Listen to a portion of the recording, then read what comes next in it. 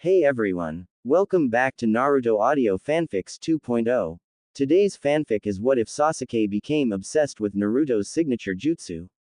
Part 1. A story full of action, emotions, secrets, and unexpected twists that will change Naruto's destiny forever. If you enjoy Naruto fanfics, make sure to like, subscribe, and turn on notifications. Now sit back, relax, and let's begin the story. It was an ordinary day in Konoha. Everyone was doing work, moving around and other things. Tell me how to that jutsu. A boy with a duck hair said. Not now Sasuke Tem, I want to eat in peace. A blonde boy with spiky blonde hair, 3 whisker marks on his cheeks, wearing kill me orange jumpsuit. The now known as Sasuke was getting irritated. He wanted to know that jutsu. If he can't get it out of him, then he'll force him to use it, and then copy it with his Sharingan. Just tell me how to do it, Naruto, Sasuke said. Why are you so interested in the Warok no Jutsu? I thought you said it was useless. Heck, you said every jutsu I know is useless. Naruto said. This confused Naruto the most. What he said was true. Sasuke always thought everything he did was useless. And off all the jutsus he had, Sasuke wanted to learn Warok no Jutsu. I just need it in case we go on a mission where we have to disguise ourselves. Sasuke stammered. To Naruto this was strange. A mission like that can only be given to Chunins, due to the high rape rates. And Sasuke wasn't a Chunin. But Sasuke was cutting in on his ramen time. And he was annoyed that he can't eat ramen. Just this once I'll give this bastard what he wants, just this once. Only because he's ruining ramen time, Naruto thought. Fine, I'll tell you how to the jutsu, Naruto signed. Sasuke was ecstatic. Finally he will learn the Warok no Jutsu, finally he can rebuild his clan, finally he and Naruto can be together. He can be more than friends with Naruto. That's as far as yaoi I'll be going. That's right, Sasuke likes Naruto, though he would never admit it, and he knew Naruto was straight. And besides, 2 males can't reproduce, so it was a dead end. That is until last night. When Sasuke was in his clan library to look for new techniques, he found Uchiha Madara's diary. Flashback. Sasuke was rummaging through the Uchiha library until he found a diary that had Madara's name on it. In the diary it had information about how the Uchiha clan was formed. The origin of the Sharingan and a major secret about it. He learnt that the Sharingan can only be passed down through the females of the Uchihas. Male Uchihas can't pass them down. They can activate it but can't give it to the next generation. Sasuke was shocked and depressed. He won't be able to revive the Uchiha clan. He continued to SLK until he read a part of the diary that said that Uchiha Madara married an Uzumaki. And then there was a section that interested him. If by some awkward reason that the last Uchiha member is a male, then here is a seal that will make you a permanent girl, only, and I mean only if you can do a solid henge. Which is impossible since no one can do that, ha ha ha. Sasuke was happy for a minute until the last part crushed him. Where can I find someone who knows a solid henge? Sasuke thought. Then he remembered Naruto's henge. It wasn't an illusion. During the wave mission didn't Naruto transform into a demon wind shuriken, and I was able to throw him. Now Sasuke knew that it was possible. He put the seal that was drawn in the book on himself and went to sleep thinking about how everything's going to change. Flashback end. Now we are here in current time where Sasuke was asking Naruto to teach him. Naruto finished his ramen and was heading to Training Ground 7, for the team meeting. But Sasuke was annoying him about how he saved Naruto from being beat up by his fan club. Just to lean his Warok no Jutsu. They reached Training Ground 7. Neither Kakashi or Sakura were there and Sasuke kept the list going until Naruto finally snapped.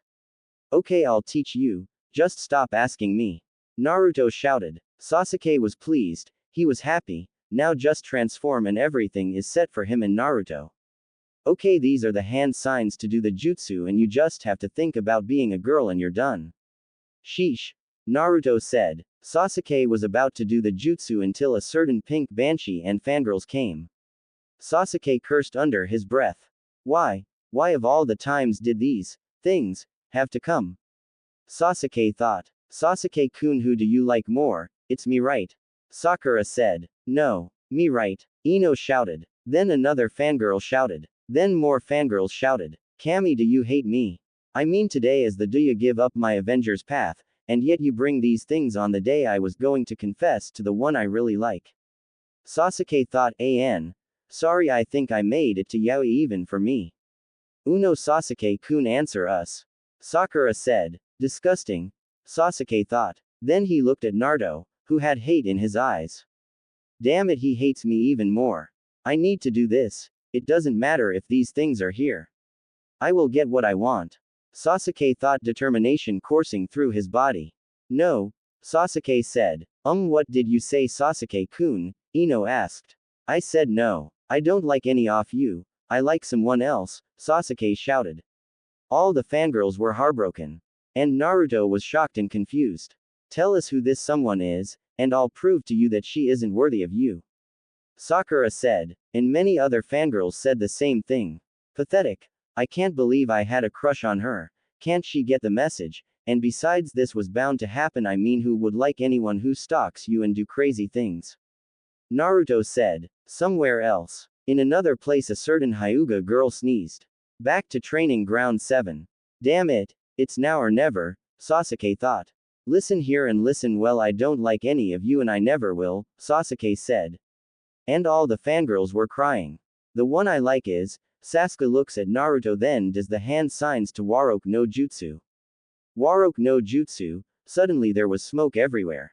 When the smoke cleared up, there in the field stood a girl that looked 13 years old, slim, with breasts C-cup to borderline D-cup. An hourglass figure that would make even Kurenai jealous and proud. The girl had long wavy black hair, black eyes and a nice butt and had a beautiful, cute face and was totally. All the fangirls were confused, and Naruto was blown back with a nosebleed. Sasuke-kun. Uno, why did you do that stupid jutsu Naruto Baka uses? Sakura said, shock evident in her voice. I am no longer Sasuke, I am, Sayuri, and with that Sayuri shouted, seal.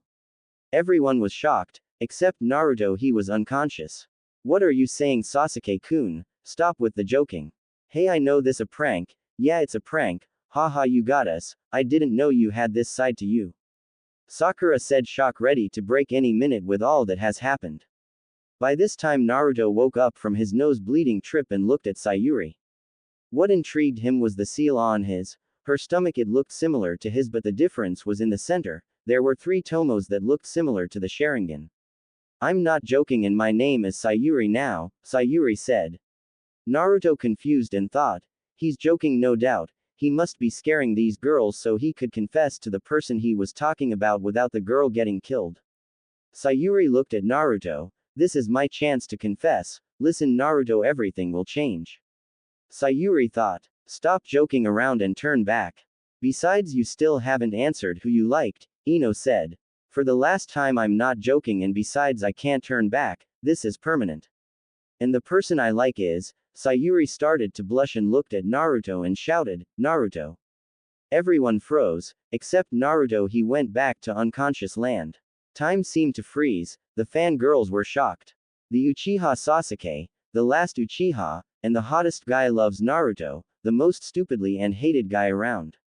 That's not possible, you two are a guy, that's not possible, both Sakura and Ino shouted and every fangirls agreed with them, not trying to insult but these are fangirls, they can't take reasons. Sayuri getting annoyed, and do say why is it not possible and get your facts straight, I am no longer a guy, I am a girl now. Thanks to the Uchiha seal and Naruto's jutsu I am a permanent girl, Sayuri said. All the fangirls were thinking one thing, it was all Naruto Baka's fault. Then everyone heard a groan. They turned and saw Naruto wake up. I had this crazy dream where Sasuke turned into a girl and said he had feelings for me, Naruto said. And felt he all directed at him except he felt one person was staring at him with love. Naruto looked up and saw fangirls coming after him. Naruto, this is all your fault, the fangirls all said. Naruto was scared, he wanted to run but a tree was behind him, to block his path. How is this my fault? Naruto stuttered. If you didn't make that stupid perverted jutsu, none of this would have happened, a fangirl shouted. Then the fangirls were about to attack until fire blocked them. When the flames died down they saw Sayuri in front of Naruto with her hands up, defending Naruto. This isn't Naruto-kin's fault, it was my own choice that I transformed like this, Sayuri said. Did she say Naruto-kun? All the fangirls and Naruto thought. Sasuke, please snap out of it, that demon is just brainwashing you, Sakura shouted while pointing at Naruto. Naruto was depressed that Sakura called him demon, even though he doesn't like her anymore it still hurt since he thought of her as a sister. And they were teammates. Sayuri noticed the hurt look on Naruto and was angry, beyond angry, so what she did next surprised everyone. Slap. Sakura was slapped with so much force she fell like 2 meters back. Never ever call Naruto-kun a demon, if anyone is a demon it's you guys, Sayuri shouted. Naruto and the fangirls and Sakura were shocked. Naruto because Sasuke just defended him. And the fangirls same reasons as Naruto and Sakura because she was just slapped. Now leave. Get lost, I don't want to see any of you, Sayuri shouted with venom. All the fangirls scrambled out of the training ground crying including Sakura. When every fangirls left Sayuri signed and dropped to her knees, exhausted. It was tough dealing with those things Sayuri thought. Uno Sasuke why did you defend me and why are you a girl? Naruto asked. Sayuri turned around and blushed. First it's Sayuri not Sasuke, he's gone and second I defended you because you aren't a demon. Sayuri said and Naruto was happy that another person didn't think of him as a demon. And third I am a girl because I used your jutsu to turn into a girl and used a seal from the Uchiha library to make it permanent. Sayuri said. Sayuri was about to say something else but stopped thinking he would reject her. Naruto saw this and was about to ask what was wrong, but realized that she was stark so, he got up and gave her his jacket to wear. Here, cover yourself up, you must be cold, Naruto said while looking away to hide his embarrassment. Sayuri saw this and was surprised, but she took it. The jacket has his smell on it, it smells like ramen, she thought happily. Arigato Naruto-kun, Sayuri said blushing like crazy. Naruto was confused and surprised that Sayuri was using kun in his name again. While Naruto was thinking Sayuri was thinking of many perverted things Naruto and her could do. But was surprised at what she was thinking. The seal, it's changing my mind faster than I thought. I can't think about doing those things yet I mean I just transformed into a woman and Naruto-kun is still confused, Sayuri thought. But her body was moving on its own. She was moving closer to Naruto slowly and looking at him like a tiger does to its prey. And then she jumped him. Naruto was contemplating on what was going on. First Sasuke comes to me to learn Warok no Jutsu, then he transforms into Sayuri, and Sayuri tells the fangirls that she likes him, not only that her personality did a 180. Naruto's thoughts were broken he was pushed down by Sayuri. When he looks at Sayuri with confusion on his face he was shocked when he looked at Sayuri. He saw the lust that was in her eyes. Only one thing passed through his mind. I'm going to get raped.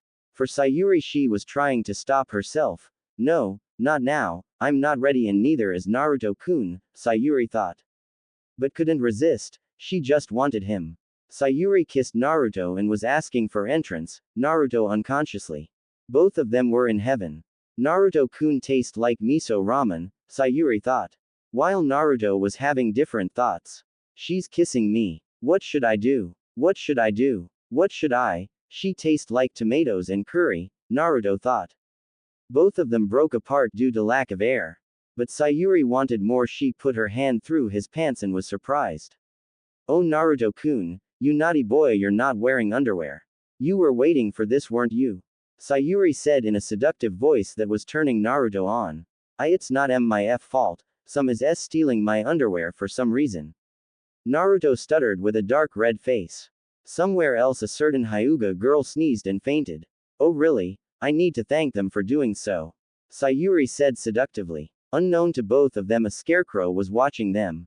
This is better than Icha. Come on go, Naruto, this is the path to man. Kakashi was cheering, but was stopped when Anbu came and told him the Hokage and council wanted to see him in Team 7. Kakashi of course was depressed, that he had to stop the show early. He was cursing at the council for this. Kakashi appeared at the gate of training ground and said, Yo how's it going? I see you guys are at that age. Both Naruto and Sayuri looked up and turned red from embarrassment. Thank God Kakashi-sensei came or I would have lost it, Naruto thought, thanking Kami. However, Sayuri was pissed that he chose now to show up. He ruined my Naruto time, Sayuri thought, giving a large amount of killer intent to Kakashi. Kakashi noticed this and looked at Sayuri, who looked like she was going to kill him, quoting from the Nara clan, troublesome women, Kakashi thought. Anyway, let's go buy some clothes for Sayuri-chan here and go to the Hokage Tower. The council wants to see you guys, Kakashi I smiles. After shopping for Sayuri, they were heading to the Hokage Tower, to the council meeting hall. When they arrived, they were greeted with large amount of ki from the civilian side, well, not enough, it was still weak. And from two of the three elders of Konoha. The female elder spoke. Where have you been? Why are you 3 hours late? We were lost in the path of life, both Kakashi and Naruto said in unison. Everyone in the room sweat dropped except Sayuri and thought one thing, another Kakashi is born. While Sayuri thought it was cute. And Kakashi was grinning like a madman under his mask. Yes, thank you Kami-sama, I have an apprentice to teach the ways of living. The old lady was about to yell until a man whose whole right side is covered in bandage stopped her. Enough Kaharu, they are here now and that is all that matters. The now known as Kaharu gave a defeated sign and said, all right Danzo. The Hokage was the next one to talk. Do you know why you are here? No, but I can guess, Sayuri said, still pissed that people ruined her Naruto time. Explain to us why you are a female and what is the meaning of this.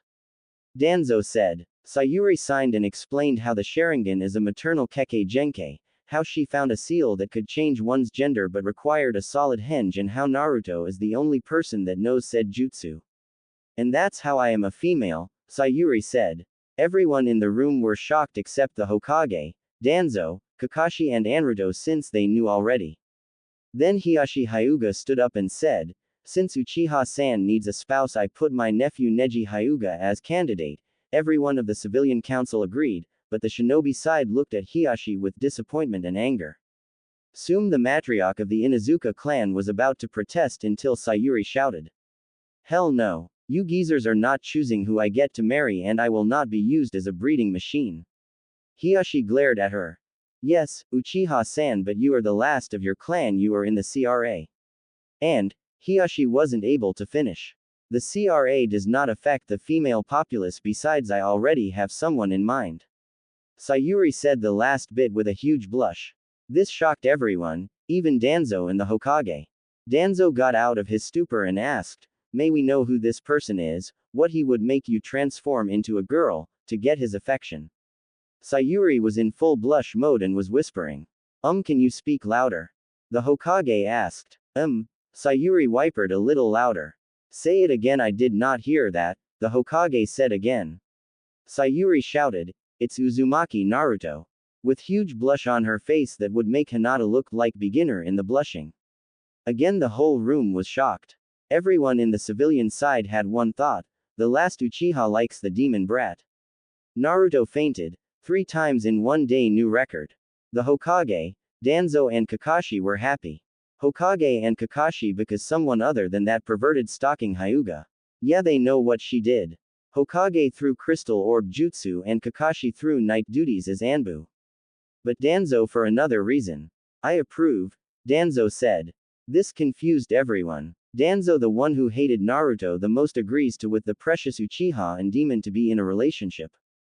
The Hokage thought one thing, what is he up to? What why? Kaharu and a pink banshee were shouted with everyone nodding their head. Danzo explained, if Sayuri Uchiha and Naruto Uzumaki were to have a child, they will have more than one Kekkei Genkai. The child will not only have the Sharingan, it will have large chakra, have longevity, fast healing, and will be able to master Fuinjutsu as if it was basic knowledge, and Uzumaki children are usually 85% female, which will be good for the Uchiha clan since the Sharingan can only pass down by female members. After hearing that, everyone was shouting that Naruto should marry their daughters. The clan heads were thinking they could get more power, well except Shikaku Nara, he thought, troublesome, Uzumaki. But everything was ruined when the Hokage spoke, Naruto will not marry anyone other than Sayuri Uchiha. The whole council was in an uproar, and Choza asked why. The Hokage replied, the Uzumaki clans are a proud clan, they only believe marrying on spouse that they truly love, and to the looks of it Naruto already loves Sayuri. Sayuri was confused, she just transformed into a girl, even she knew that he would have to get used to her. What do you mean Hokage-sama? Can you please show us your neck, was all the Hokage said. Sayuri did what she was told. Then went into shock. There was a whirlpool tattoo on her neck. What is this? Sayuri panicked since that was never there. That Sayuri is a mate mark which only appears when an Uzumaki gives a kiss to the person they truly love. Hokage said, but I just transformed into a girl today, there is no way he could have fall in love with me unless he liked me before I transformed, Sayuri said. That is highly unlikely since Naruto once looked into the women hot spring once and had a nosebleed that put him in a coma for 1 week. The Hokage said. Sayuri was angry that Naruto looked at other women, and then came back to her senses. Damn, the seal is changing my mind real fast. The council heard this and was thinking of getting a seal master and breaking the mate mark. The Hokage looked at them and knew what they were think, stupid council. The bond cannot be broken unless either you or Naruto dies, the Hokage said, crushing everyone's thoughts of kill Naruto. But gave them new ideas of killing Naruto and save the Uchiha and turn him back to her original form. Danzo knew what they thinking and crushed their schemes completely. That bond is special and powerful, if either you or Naruto dies so will the other. That's why the Uzumaki clan was so committed. Sayuri was happy, so happy that she was going to face Naruto and kiss him and continue where they left of even if they have an audience. Only to realize that Naruto was unconscious. Seriously, why did he have to be unconscious now? Sayuri thought with anime tears. Hokage looked at Naruto then faced Sayuri and said, okay Sayuri Uchiha, you will be married to Naruto Uzumaki, but must have a child before you turn 16, Danzo said. The Hokage glared at Danzo and said, I am the Hokage wire, but stopped when Danzo got on his knees and said, please, this is a request, please Hokage-sama. This surprised everyone. Danzo begging, the Hokage signed and said, fine 16, Sayuri Uchiha, you must have a child before 16. Hiashi being the idiot he is stood up and tried to get both Naruto and Sayuri in his clan. Hikage-sama, please reconsider, Uchiha-san should marry Neji and Uzumaki can marry my daughter Hinata. The Hokage was getting pissed that Hiashi was getting greedy. He knew that Hiashi just wanted the Kekkei Genkai and once he has them he'll kill Naruto and Sayuri. The Hokage was about to shout at Hiashi, but Sayuri beat him to it. Hell no, Sayuri shouted while making a cross with her arms. Uchiha-san, you should watch that tone, Hiashi said, releasing ki. Sayuri was unfazed because this bastard here wants to use her as a breeding machine and take her Naru away from her to some perverted underwear thief. I'm sorry Hyuga-san, but I will not marry your weak cousin, and if you think of putting Naruto-kun in the CRA, I will kill all the women that are put in, cause I hate sharing, Sayuri said, smiling creepily. All the shinobis were reminded of Makoto Uchiha, the smiling monster. And they all started to seep from the memory they had of her when she didn't get what she wanted. The Hokage suddenly had the urge of protecting his Icha. Kakashi was smiling, but in the inside he was think, a mini Makoto-sama. Dnzo was just smiling for some unknown reason. Hiashi was about yell at her until the Hokage stopped him and said, my decision is final. Sayuri Uchiha and Naruto Uzumaki will be married, and if any of you were to bother or try to stop it I will kill you personally, understood? Everyone nodded their head. Good, now leave, except for you Danzo, we need to talk, the Hokage said. Everyone left the room and the Hokage and Danzo were the only one in it.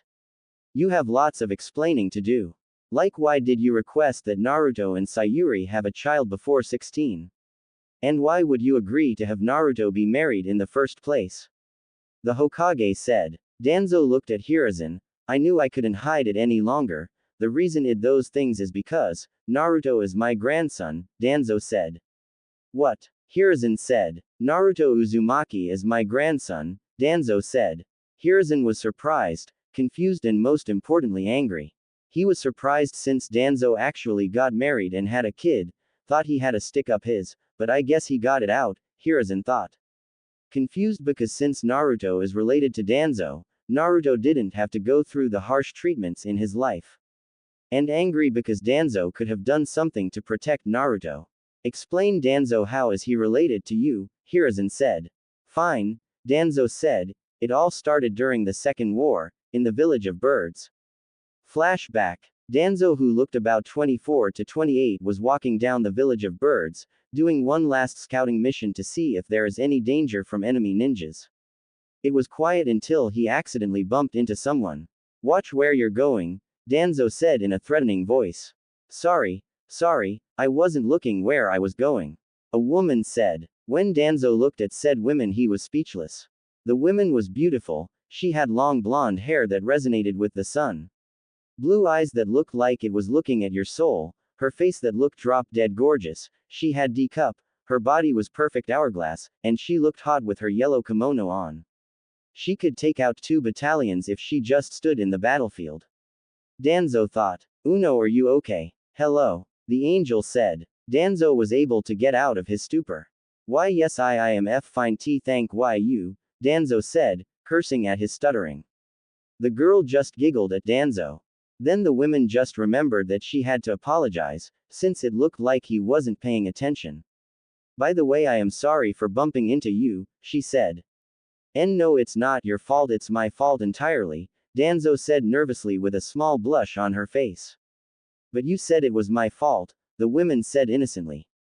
No, it wasn't your fault, rest assured it was mine, Danzo said while sweating and looking at her up and down. The woman noticed this and decided to tease him. She put her arms on her, squishing them. Like what you see, she said in the most seductive voice he has ever heard. And that's coming from the guy who has fan club at Konoha.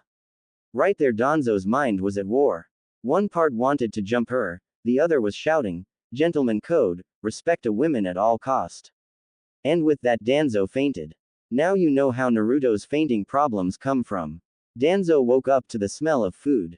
When he got up he noticed that he wasn't at the street or his base, and thought, all of that was either a dream or genjutsu to capture me. Then suddenly the door opened. Danzo looked for his weapons, only to realize that his weapons were on the other side of the room. When he was about to use Shunshin to get his weapons, the women from earlier came and said, "You're awake, seriously you almost gave me a heart attack," the blonde woman said. Danzo was thankful to the gods that she was not a dream. Say I never got your name, the women said. Danzo was broken out of thoughts and also realized that he never got her name. I am Danzo Shimura and you are, Danzo said. I'm Himiko Namikaze. Himiko, Sun Princess, the now known as Himiko said. Wow, her name is just as beautiful as her. Danzo was in a daze until he felt a slap on his face and fell off the bed. Danzo got up and looked at Himiko with an angry glare. What was that for? Danzo shouted. Himiko looked at Danzo and signed and said, that was for staring at me. A woman doesn't like to be stared at, especially by a pervert like you, she pointed. Danzo understood the staring since his rival always gets slapped or beat up when he stares at women's.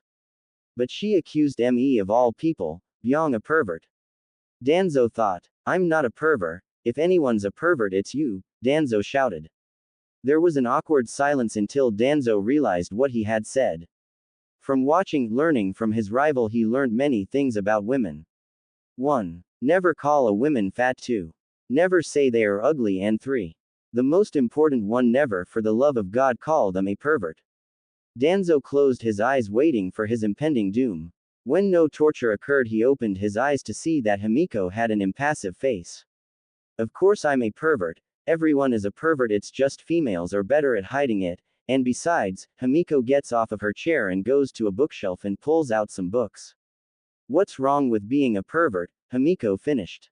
Flashback end. And later we started dating, then 2 months later she was pregnant, and when Minato was born the village of birds was destroyed and luckily the hospitals was safe, but Himiko died of childbirth. And since the war wasn't going to end any time soon I put Minato in the orphanage with his mother's last name Namikaze name, Danzo said. Hiruzen was shocked, beyond shocked. Danzo was Minato's father, but then another thought came, he got laid before me. Impossible, and wait, couldn't he have taken care of Minato after the war ended? This angered him. Danzo, looking at the angered Hokage, knew what he was thinking. I couldn't take care of Minato because of my enemies keeping tabs on me. And there was only one way for me to keep Minato safe, and that opportunity was taken away by you. And yes, I mean the Hokage position, Danzo said. Hiruzen understood, since he too has lots of enemies. The only thing protecting him and his family from being assassinated is his position as Hokage. That's why you wanted the position of Hokage, Hiruzen said. Yes, Hiruzen, I wanted the position so I could use it to get my son back and protect him. Danzo said. Okay, I understand why you couldn't be with Minato, but what about Naruto? He needed you the most, so why didn't you protect him? Hiruzen shouted. Danzo looked at Hiruzen. I did, Danzo said. What are you talking about? You and the Sicilian Council talk about executing Naruto all the time, Hiruzen said. I created Root to protect Naruto, but you made me disband it 8 years ago. And the reason I side with the civilians is so that I can get them to owe me for future problems. Danzo said. Oh, and if you're wondering, my training method that makes my Root Anbus lose their emotions is so that when they guard Naruto they only see him as a mission and nothing else, so his life wouldn't be endangered because of petty revenge. Danzo said. Hiruzen was shocked with all that has happened. Thinking about how this morning the last Uchiha switched gender, to finding out Danzo banged a girl who was the total opposite of him and he got laid before him. I'm too old for this stuff, Hiruzen said with anime tears and banging his head on his table. Danzo looked at Hiruzen and thought, I knew this day would come, the old man has gone senile. So you had, Hiruzen said to Danzo. Danzo nodded, confused as to where this was going. How was it? Which position did you guys do? Hiruzen said with a nosebleed. Danzo's sweat dropped. How did this pervert become Hokage? Danzo thought. It was amazing, I guess. Himiko is just like Naruto, hyperactive and lots of stamina. And look at Book 2 PG 98, a similar position like that. Danzo said. Hiruzen got his ICHA and looked for the position. Meanwhile, with Naruto and Sayuri, Kakashi had dropped off Naruto and Sayuri to the Uchiha Manor and said goodbye in a perverted way. This pissed Sayuri. Just one day she sees that Konoha is full of perverted bastards. She couldn't walk outside without getting perverted looks at her. She shivered. I finally understand what women have to go through every day now. Sayuri thought. She then went to her room. When she got to her room, she saw Naruto sleeping on her bed. Naruto-kun looks so cute. Especially with those whiskers. Sayuri thought with hearts in her eyes. It was 5 minutes after she broke out of her fangirl mode and started to curse at herself. Damn fangirls, now they're taking me to their side, Sayuri thought. Sayuri didn't know what to do now. Since Naruto is unconscious, they couldn't continue where they were before being disturbed.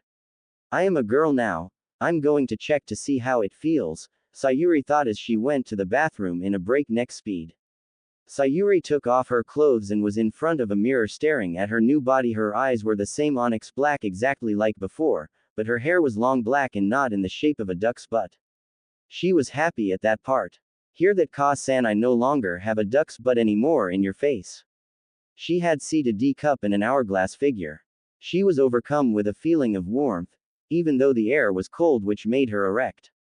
She looked down at her enthusiasm, and thought, I hope Naruto-kun likes these. She then remembers what she saw Sakura do once when she was male, so she grabs the lumps on her chest and squeezes them. Not even a second later she was assaulted with feminine pleasure. Sayuri moaned, ah, in her new female voice. After some time she stopped to catch her breath. That felt so good, Sayuri thought as she felt a pleasurable sensation coming from her new nether region. She gently rubbed the outer lip-like edges with her index and middle finger, finding out that the pleasure she received from fondling her was nothing compared to this. When she was doing this, one person came to mind and it was Naruto. Suddenly she went faster. Ah, Naruto-kun, faster.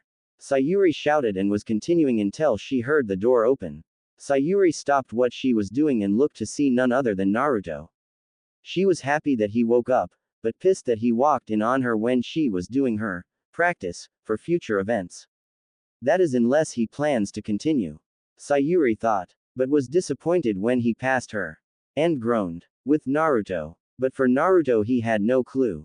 He heard someone call him and woke up and went to the source. He figured out that the source was coming from the bathroom, when he suddenly realized that he hasn't gone to the bathroom for a long time, so he went in and went to the toilet. He didn't realize that Sayuri was there until he flipped the toilet and heard a groan and turned his head. His eyes snapped wide open at the sight that was in front of him. Most guys would kill to get a view, a girl with her left hand on her and right hand in her private area. The image was exactly like that scene in the orange book he read from Kakashi. The view was too much and blood spurted out of his nose. The force from the nosebleed was so much that he flew back and hit the mirror, shattering result. Naruto fainted again. Sayuri stopped what she was doing and went to check on Naruto. Sayuri only had one thing to say, "Naruto-kun Yubaka." Naruto woke up from the shock of seeing a girl, and it was not him in his Waroku no Jutsu. When he woke up he felt his right side feel heavy. He turned his head to the right to see Sayuri sleeping. He was about to faint again, but composed himself. He was wondering about why Sayuri was sleeping with him. She looks so defenseless. Naruto thought with lots of perverted stuff, but he was broken out of his thoughts when he heard Sayuri wake up. Sayuri had woken up. When she opened her eyes she saw Naruto looking at her.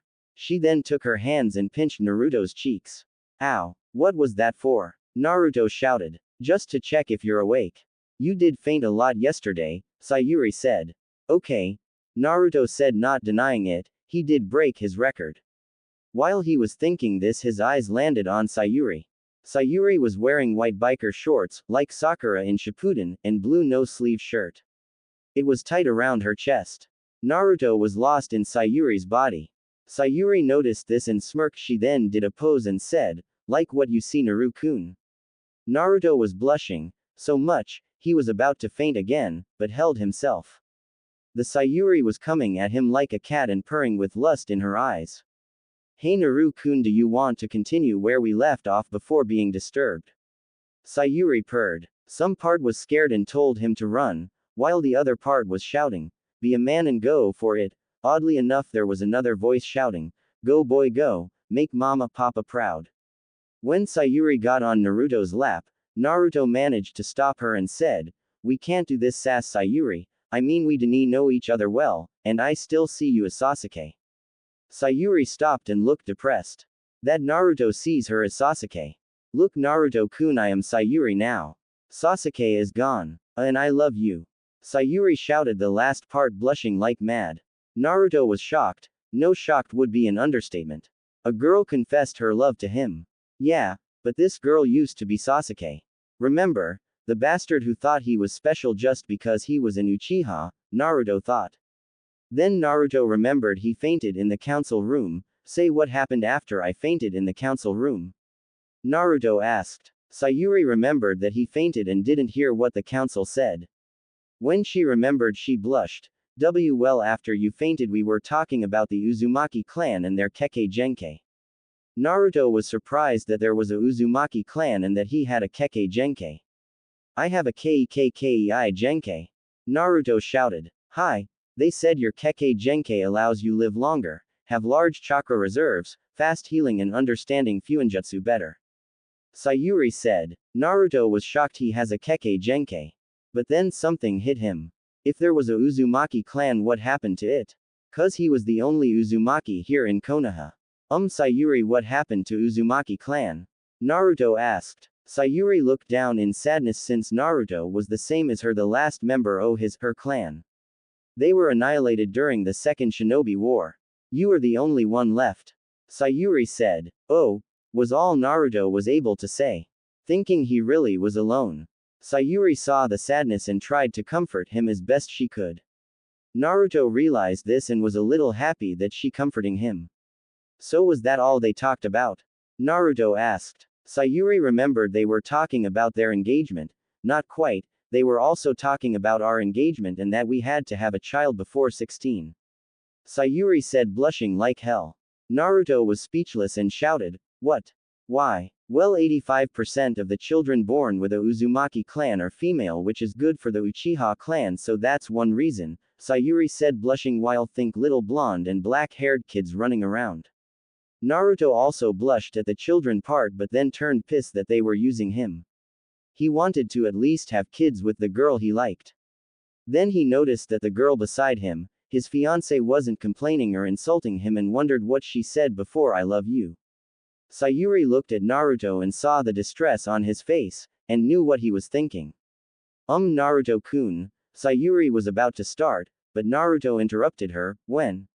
Huh? Sayuri replied confused. When did you start liking me? Naruto asked. I guess you do need to know. I had a crush on you since I was 6 inches, Sayuri said, blushing thinking about her past. You liked me when you were a boy, Naruto said, surprised and weirded out. Yes and no, Sayuri said, blushing. This confused Naruto. What do you mean, yes and no? Well, I was a boy, but I was in a girl's body temporarily, Sayuri said. Huh? How can you be in a girl's body temporarily? Naruto asked. Let me explain. When I was 6, I made fun of a girl and called her weak and other stuff because I followed my father's ideology like a mindless sheep. My father didn't care, but my mother on the other hand wasn't going to let me go without some form of punishment, Sayuri said. Flashback. Sasuke. Makoto Uchiha shouted. Sasuke was in the dining room, where he was greeted by his father and older brother Itachi. Sasuke sat down and started eating. Makoto entered the dining room. Sasuke-kun, do you mind telling me why you were harassing that girl this morning? Makoto said in a sweet voice. Sasuke was surprised at what his mother said and answered. She was a disgrace to the Uchiha clan. She was playing with dolls instead of training, Sasuke said. Now Makoto lost her smile and it turned into a frown. Fugaku and Itachi, knowing what their wife-mother was called during her ninja days, the smiling monster, knew, when she didn't smile there was going to be hell. So they took their dinner and ran to their respectful room with the same thought, sorry Sasuke, every man for themselves. Sasuke, being the dimwit he is, didn't know why they left in a hurry. Until he saw his mother radiating so much anger. He decided to skip dinner and go to his room. When he was about to stand, Makoto told him to stay. He did what he was told. Sasuke, what you did was wrong and there will be punishment, Makoto said. Sasuke was scared. What kind of punishment? Sasuke said, scared. Oh, you'll know tomorrow, Makoto said in the most sweetest voice that screamed pain. Oh, okay, Sasuke managed to say. Now finish your dinner and go to sleep, Makoto said.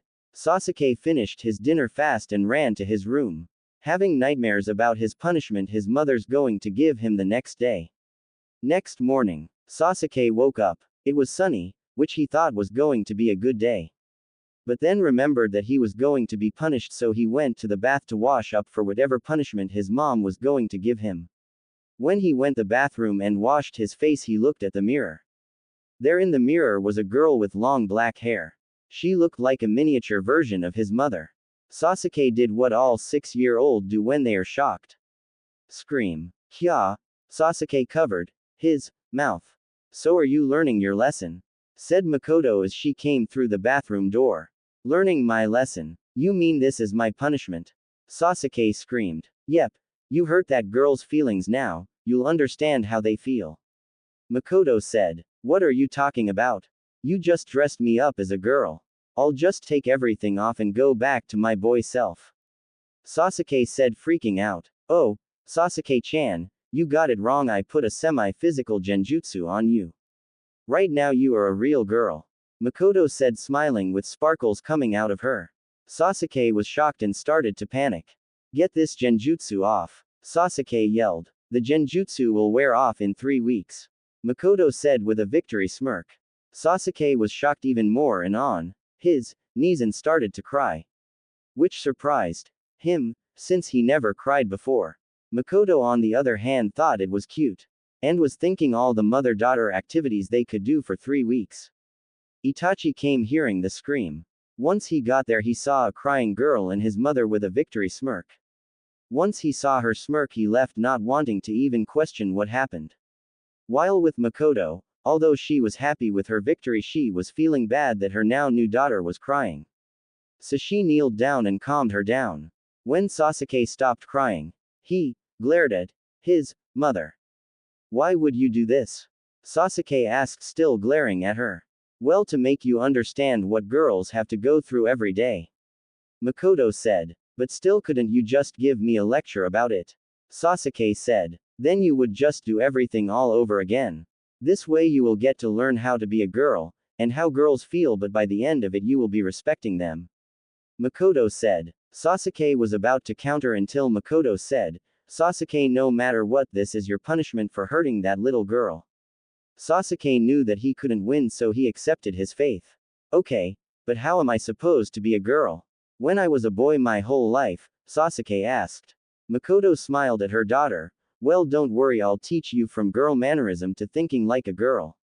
In 3 weeks you will be seeing girls in a new light, Sayuri Masumi, Makoto said. Flashback end. That's where I got my name from.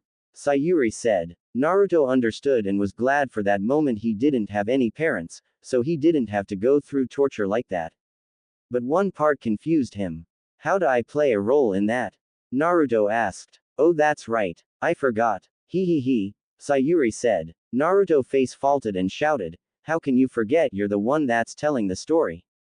Sayuri started to cry. I'm sorry, please don't yell, Sayuri said, weeping. Naruto started to panic since he doesn't like any girl crying, even if said girl used to be an emo bastard. Don't cry. Sorry, I take it back, Naruto said in a panic. Okay, on with the story, Sayuri said in a cheerful tone, and Naruto face faulted again. Uno, Naruto-kun, are you okay? Sayuri said in cute voice. Yeah, just slipped. Just continue, Naruto said. Okay, so I started liking you before 1 week my punishment was about be over, Sayuri said. Flashback. It was a week before the end day and Sayuri was in the park playing the sandbox. Making a sand castle. Sayuri's mother Makoto wasn't there that day because she was busy with clan matters. So Sayuri had the whole day to herself. When she finished her sand castle she was proud of it. She named it Uchiha Palace. She went to the wash up in the bathroom. And yes, she used the female one.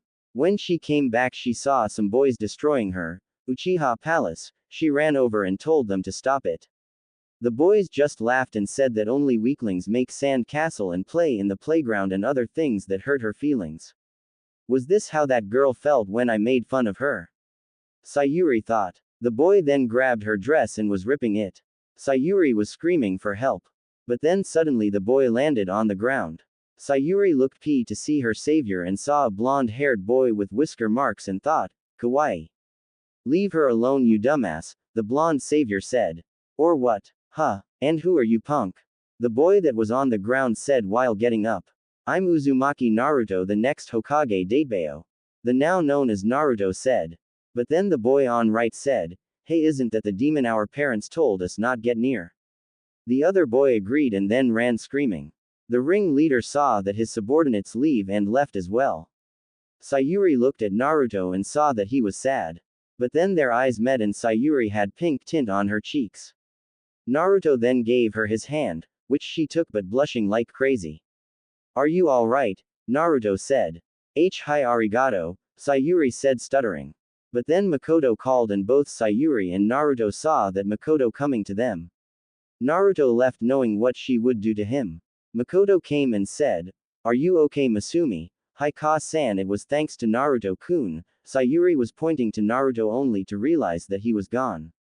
Sayuri was looking for her knight everywhere. Makoto was giggling at her daughter's reaction, but knew what was going on, and when he left, she was thinking back when she arrived she saw how that civilian brat was doing to her daughter. Looks like I have to complain to those bastards, and she was looking for Naruto to thank him but he ran away before she could. Seriously, I used to be in Anbu and he just disappeared without a trace, how'd he do that? Makoto thought, but was broken out of it when she heard her daughter call her Ka-san. Where is Naruto-kun? Makoto had nothing against Naruto and she was one of the people who wanted to adopt Naruto, but because of her husband who has 50 meters stick up his she couldn't. I don't know, Masumi, Makoto said and saw the sadness in her face, but if you see him again please tell him thank you for me and ask him to come to our house for dinner, okay? Makoto said with a smile. This got Sayuri happy and she agreed with her mother with a nod. Flashback end. And I was looking for you during the week and I guess I kind of fell in love. Sayuri said. Naruto knows the origin of her feelings or him. Another question came, was that the only time you were a girl? Naruto asked. Nope, when San and Itachi ni went on mission together, which was a lot before the massacre. Me and Ka-san would have our mother-daughter time, and even then I still looked for you. But you were nowhere to be found. However, there was this one time in the ramen stand I found you, but when I was coming to talk to you ran away. Sayuri said. Okay. Naruto said, still trying to absorb the information. But still, Sayuri, I think that you're Sasuke. Naruto said even if she had a legit reason he could see anything else. Sayuri was said that the man she loves doesn't see her anything but that idiotic suicide emo. But she didn't give up, so she did something that shocked Naruto again. She grabbed Naruto's hand and put them on her heart and said, would Sasuke do this? Naruto was blushing. Then Sayuri put her other hand and cupped his face, would Sasuke do this? Sayuri said, and Naruto was shaking his head furiously in gesturing no. No, so don't see me as Sasuke anymore. I am Sayuri, the girl who you saved, the girl who fell in love with you, and the girl who wants to spend her entire life with you. Sayuri said, and to prove all her points she kissed him, but this time was different than the kiss after she transformed. This one had more passion, and Naruto was also kissing him. However, unknown to them, a certain pink and blonde-haired banshee were watching this and were getting piss. Naruto, you will die so that Sasuke can be himself again.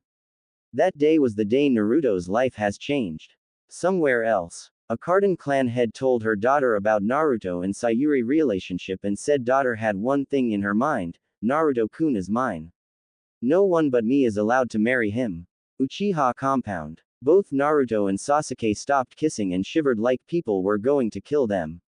They ignored it and went back to kissing, but this time they added their tongues into it. It was a sunny day in Konoha. People were selling flour, fresh fruits, clothes and ramen. At Ichiraku ramen stands, we see Naruto happily eating ramen.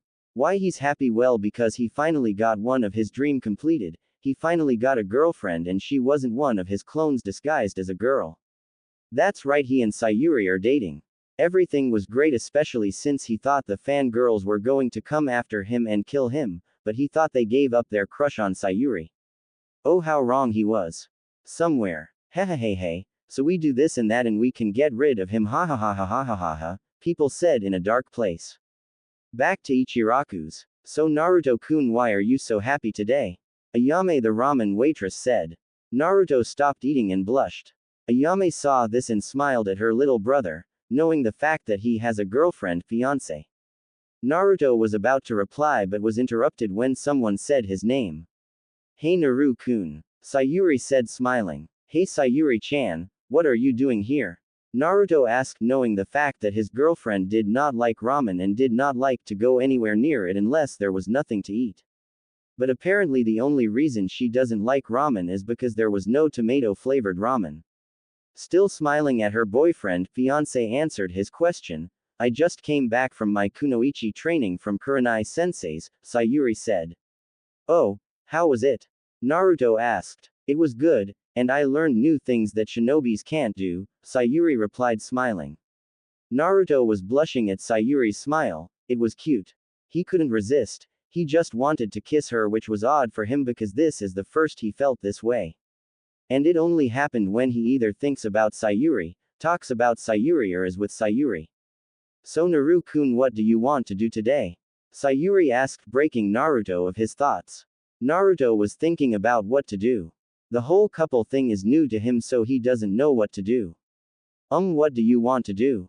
Naruto asked nervously. Sayuri knew that Naruto didn't know anything about dating.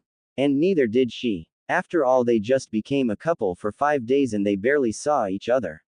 Since she went to Kurenai for her kunoichi training in Naruto, well, he just did something either at Ichiraku's or at his house. Now that I think about it, I don't know where he lives. Sayuri thought. Naruto was looking at Sayuri, who was looking at him like she was in deep thought. Uno, Sayuri-chan, what do you want to do? Naruto asked. Sayuri, who was broken out of her thoughts, looked at her boyfriend and said, let's go to your house. 'Cause I never been there. Naruto looked at Sayuri with a panic look. Oh no, she's going to find out. Naruto thought. Ha ha ha, let's not go. It is far away and I don't want to tire you out any more than you are.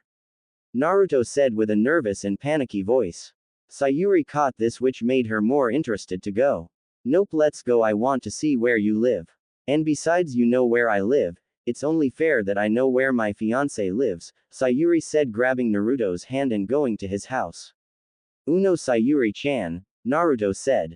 Sayuri looked at Naruto and had an irritated look. Look Naruto, I'm not going to take any no, okay we're going and that's final. Sayuri said with huff, which made her cute to Naruto. Yeah, I figured, but if you want to go to my house, it's the opposite way. Naruto said with an impassive expression, pointing the opposite way from where they were going. Sayuri looked at Naruto and blushed at her mistake. She then scrambled and went in the direction Naruto had pointed. They said their farewells to the Ichiraku family and went to Naruto's while missing the perverted grin on Ayame's face. Naruto and Sayuri were walking to Naruto's house, being glared at and hearing whispers behind their back. Most of them were about how Naruto was dating the Uchiha and whatnot, or others were talking about some demon curse. Sayuri didn't care, all she cared was that she was going to be Naruto and no one can break them apart. When she looked at Naruto's face though, her expression changed to a frown. Naruto was getting hurt by their comments and glares. She looked at the civilians and glared at them and shouted, "Shut the hell up. If you have something to say then say it to my face, you bastards." She then quickened her pace and went to her original objective while dragging Naruto. "Thank you," was what Sayuri heard from her boyfriend. "Huh? What for?" Sayuri said, confused. Naruto looked at her with his sky blue eyes and said, "For defending me. You're first one from our age group to ever do that," Naruto said. Sayuri was happy and embarrassed. "Well, I'm supposed to do that. After all, I am your girlfriend," Sayuri said while looking at Naruto. Naruto had a soft gaze and said, "Yeah," while smiling. Naruto's house. They had finally reached Naruto's house. It was busted up and looked like it was about to break. "This is where you live," Sayuri said. "Yeah, I know it's nothing like the Uchiha compound, but at least it has the same functions, right?" Naruto said. "Yeah, I guess it does," Sayuri said without looking away from the apartment. "Anyway, can you stay out for while I check something?" Naruto said as he went inside his apartment. Inside Naruto's apartment there were ramen cups and garbage everywhere.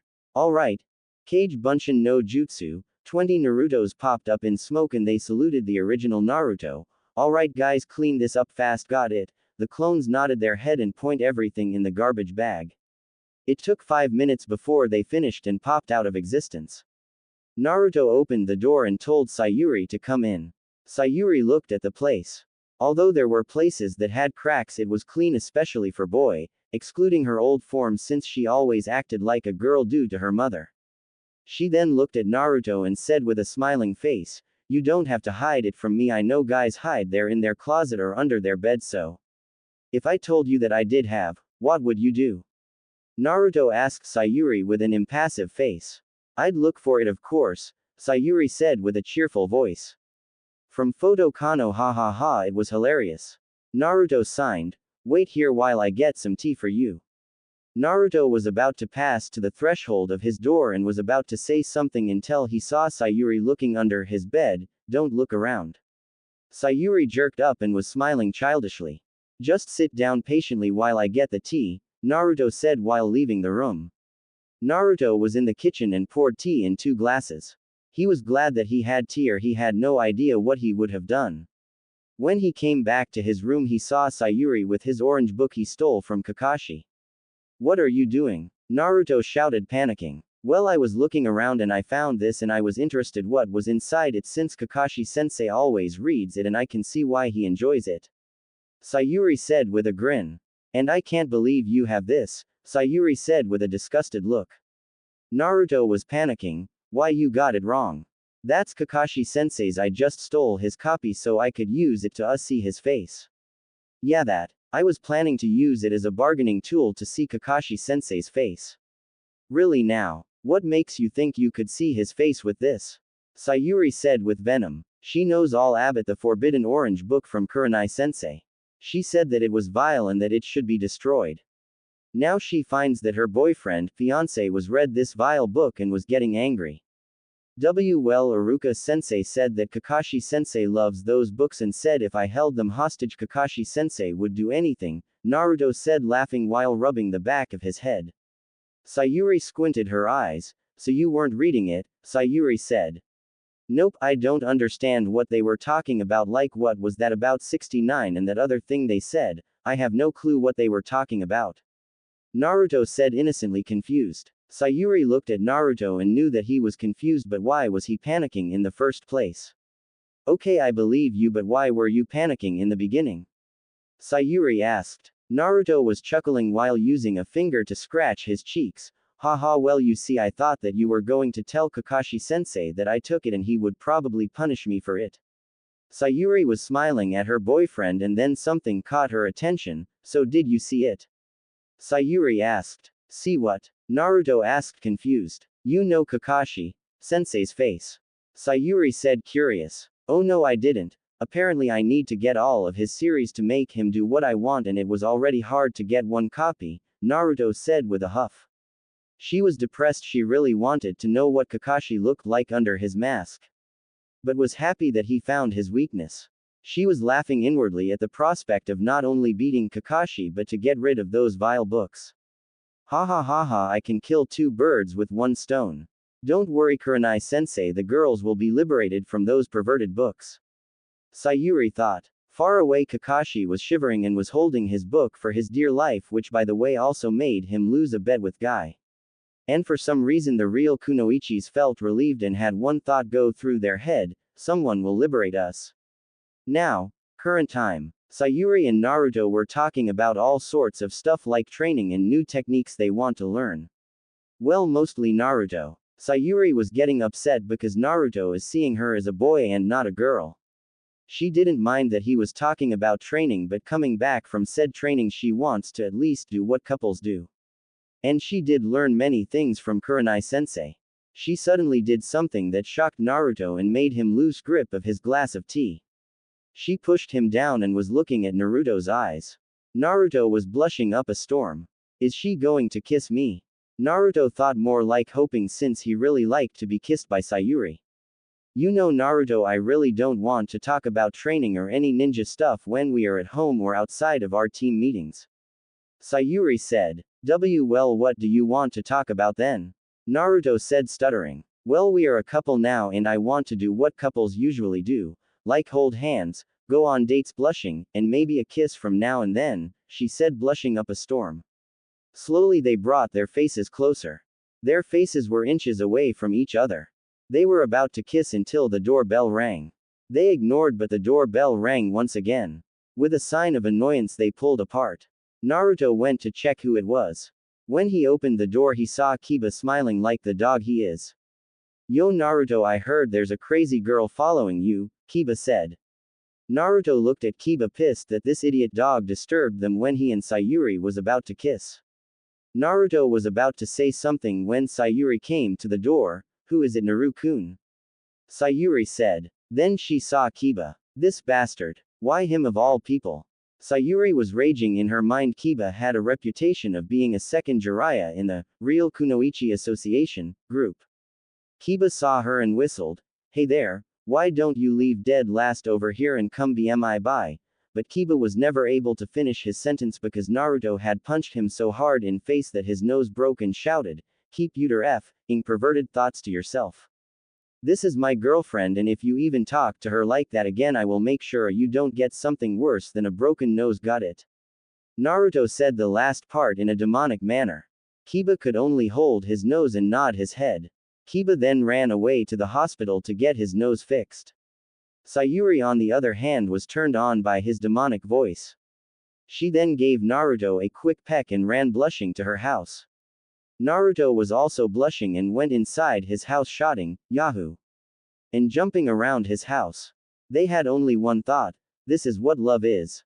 However, unknown to them, a certain Hyuga was watching them with her Byakugan fully activated. That bitch Naruto-kun is mine and no one else's. Secret hideout underneath the Ninja Academy. So girls, you know what to do, right? Yes, Commander. Eliminate Naruto Uzumaki. That's right, that demon had the nerve to brainwash Sasuke-kun. We will liberate Sasuke-kun from the demon's curse. Yes ma'am. All hail Sasuke-kun. All hail Sasuke-kun. All hail Sasuke-kun. So girls, you know what to do, right? Yes commander. Eliminate Naruto Uzumaki. That's right, that demon had the nerve to brainwash Sasuke-kun. We will liberate Sasuke-kun from the demon's curse. Yes ma'am. All hail Sasuke-kun. All hail Sasuke-kun. All hail Sasuke-kun. It's been a month since Naruto and Sayuri have been dating. Everything was great for them. For Sayuri, the fangirls haven't been annoying her and they were depressed each time she sees them, especially Sakura and Ino. But to her ire, she has fanboys following her. But she didn't care. Naruto always beats the crap out of them when he gets the chance. She also became a kunoichi, and I mean a real kunoichi that knows what the difference between normal life and ninja life. Her training with Kurenai was complete and she was given a membership to the Real Kunoichi Association, where she introduced the topic of Naruto. Which by the way got him on the bingo book for women, as AC rank later changed to a rank tying with Kakashi. Her relationship with Naruto was good as well. They went on dates and they kissed now and then. For Naruto, his life was great. He has a girlfriend finally. And he had gained respect from many people. Mostly kunoichis, not the fangirls. They even flirt with him, but Sayuri yells at them. He was slowly turning Sayuri into a ramen addict, mostly because of the news that she is dating the demon. She has no choice but to eat at the ramen stand. He's also been getting into fights every day because of his girlfriend's fanboy club. Not only that, Sayuri seems to disappear from time to time. When he asked where she went, she said in quotes, "Women paradise." Which confused him even more. Right now Naruto and Sayuri are coming out of the training ground 7 from their beatdown from Kakashi. It was 2 against 1 and Kakashi still didn't take them seriously. He was reading his while fighting those two. Man, why can't he take us seriously for once and not read that orange book all the time? And I still don't understand the contents of those books. Naruto whined. Sayuri on the other hand was blushing that he didn't understand any of the activities in those books. He even came to her house just to ask what the characters were doing from one of the pages in the orange book that he stole from Kakashi. That day she was blushing so much she fainted and Naruto had to take her to the hospital. Hey Sayuri-chan, what do you think happened to Sakura? She hasn't come to any of the team meetings lately. Naruto asked. It was true, Sakura hasn't been coming to any of the past team meetings or any of the D-rank missions. From what Kakashi-sensei said, she may have trauma from Sayuri's transformation and her relationship with Naruto. Who knows what that Banshee is doing? Probably planning something to get revenge or something. How right she was. Naruto nodded in agreement. Ever since Sayuri came, all the fangirls of Sasuke have been looking at him with a murderous eyes, even Ino. So now he can't buy flowers for Sayuri unless either her mother or father is the one attending the store. This is usually never. Sayuri was looking at Naruto and was thinking how he had become manlier and other stuff. Her gaze then turned to his lips, which reminded her of their kisses. She was blushing from that thought. Naruto noticed but didn't know the meaning. He thought she had a fever. Uno, Sayuri-chan, do you have a fever? Naruto asks as he puts his forehead on her forehead, checking her temperature. Sayuri was in full blush mode. Baka. I can't believe after a month of going out he still doesn't know the difference between a blush and a fever. Sayuri thought. No Naruto-kun, it's just hot outside and after training the heat kinda gets to you. You know what I mean, right? Sayuri asked. Naruto looked confused, but he did know what she meant after he was sweating bullets. I guess you're right, but where can we go? My place has no fans and I don't think Nyon is going to let me in their shops for some cooling, and Ichiraku is closed since they ran out of materials. Naruto said. Where else do you think? Baka, my house, of course. I have lots of fans and you have some of your clothes there so you can use the showers as well, Sari said, a bit agitated that he forgot about her house. Or their house now. Yosh, let's go, he said as he grabbed Sayuri's hand and ran to her house. Unknown to them, 2 people were watching them. One from the bushes and one from behind the tree. The 2 mysterious people were seething at the sight and were thinking of killing Naruto. Sayuri. You know who they are. Hokage's office. At the Hokage's office, the Hokage was doing what he does best, reading. He was neglecting his pile of paperwork that had been increasing for something now. He gave a perverted giggling. So good, Suki-chan, that's my girl. Hiruzen thought while reading Icha, but was interrupted from the good part when Hiashi Hyuga, Sayaki Haruno, and Kaharu. The Hokage looked at his guests and put his book away. How may help you? Hiashi, Sayaki and Kaharu. Hiruzen said, already knowing what they came to complain about. We came here to talk about the engagement between Naruto Uzumaki and Sasuke Uchiha. Kaharu said. Yeah. The pink banshee leader said. And Hiashi nodded. Hiruzen signed and replied, if you haven't gone deaf then I will repeat, there is nothing you can do to break it apart, and even if you did you will only make the village lose 2 valuable ninjas and strong Kekkei Genkais. Hiashi being an idiot, that is why they should be put in the CRA, so that the bloodline can survive. And we need to do something to return Sasuke-sama to his former self, Sayaki screeched. Kaharu nodded in agreement. Hiruzen was thinking of many ways to kill them and places to hide their bodies. Nobody would notice, right? But he remembered their positions. Kaharu, one of the 3 village elders, Sayaki the one who practically owns all of the civilian stores in Konoha, and Hiashi the clan head of the Hyuga clan. Sign why must they have important roles? If they didn't I would have killed them the moment they walked in, Hiruzen thought. He then broke himself out of his thoughts and looked at the irritating people. And what exactly do you want me to do? Hiruzen asked, irritation evident in his voice. We want you to break the engagement, Kaharu said. Well, I can't do that, it is the Uzumaki clan's rule. And last I recall that the clan matters is out of the council's or even the Hokage's hands, so it is Sayuri Uchiha's and Naruto Uzumaki's decision if they wish to follow the engagement. Hiruzen said. This irritated Hiashi. Just do this, Sarutobi, this is good for the whole village. Hiruzen looked at Hiashi ready to kill him. I am the Hokage Hyuga. If you so badly wish to interfere with clan matters then you will face the death penalty. This shut everyone up, and well, almost everyone. Sayaki was getting pissed that the Hokage isn't going to do anything about Sasuke. Why are you letting that demon control Sasuke-sama? Sayaki shouted. Hiruzen was not pleased. He looked at Sayaki. Haruno, I recommend that you lower your voice and stop calling my surrogate grandson a demon if you know what's good for you. This matter has nothing to do with civilians.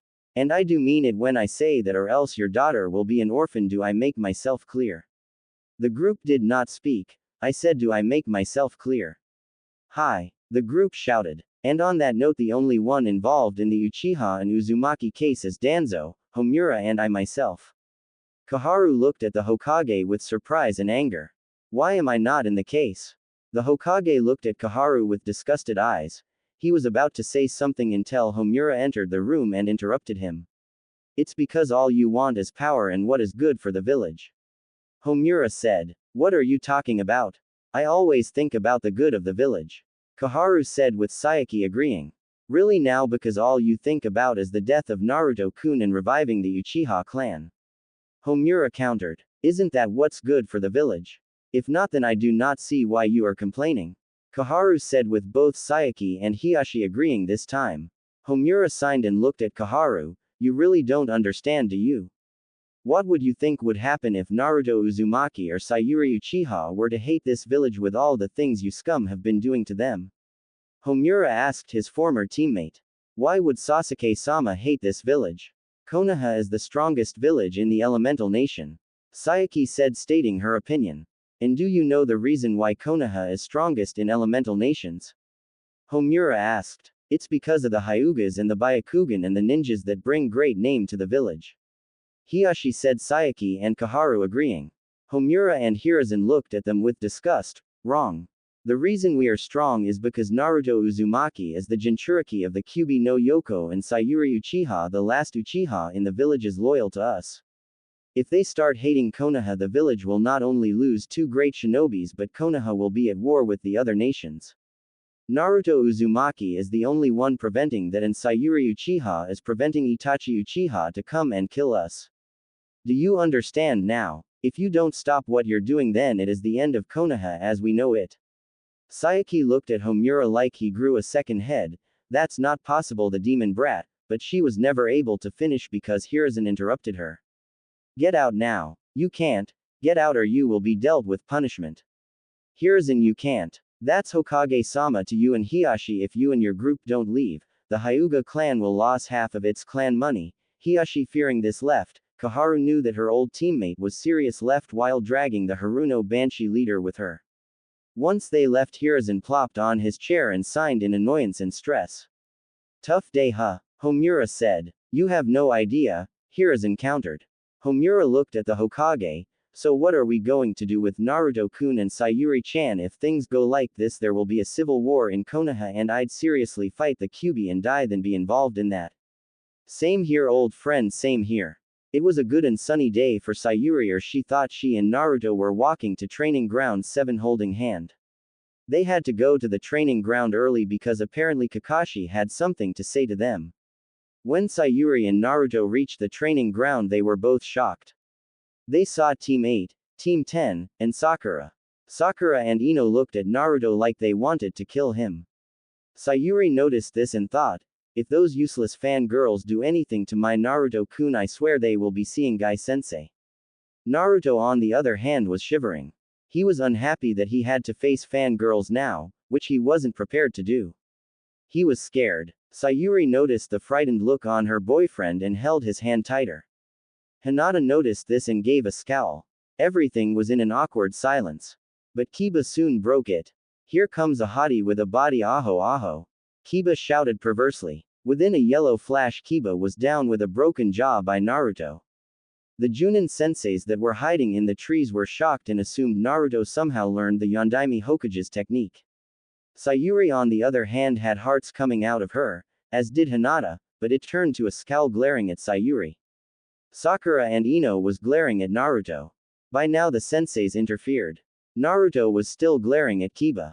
Cough. All right kids, the reason we told you to come here is because we all decided to enter you guys in the Chunin exam that is happening next week.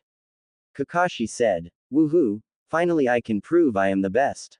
Kiba shouted. Kiba, do not get ahead of yourself, it is only the Chunin exam equals, not Anbu exam, and besides how can you be the best if you cannot even defeat me? Shino stated. While everyone except Kakashi, Kurenai, Asuma, Hinata, Kiba and Shikamaru were shocked that Shino spoke that many words. Yeah, well, in this exam I'll kick your troublesome, Shikamaru thought. Munch munch, Choji thought. Dog brat, shut up, Hinata thought. The demon is going to die, Sakura and Ino both thought. I wonder what I'll have for dinner. Naruto thought. I wonder which outfit I should wear. I go to Naru-kun's house today. The one that covers my body or the one that reveals most of my body? These are the questions that haunt me.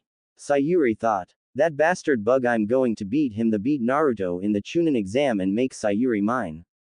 Buzz buzz, Shino thought. Oh Mitsuki, you naughty girl. Kakashi shouted in his thought. Kurenai is so, Asuma thought. I need to step up Hinata's training so she can survive in this Chunin exam. Especially against Sayuri. And somebody for the love of God get that out off my sight. Kurenai thought. Anyway, here's the information on the Chunin exam if you want to learn more and make a decision if you want to get in before next week. Kakashi said while giving paper to the kids. And with that, my team come with me so we can start training, Kurenai said. Same with my team, Asuma said.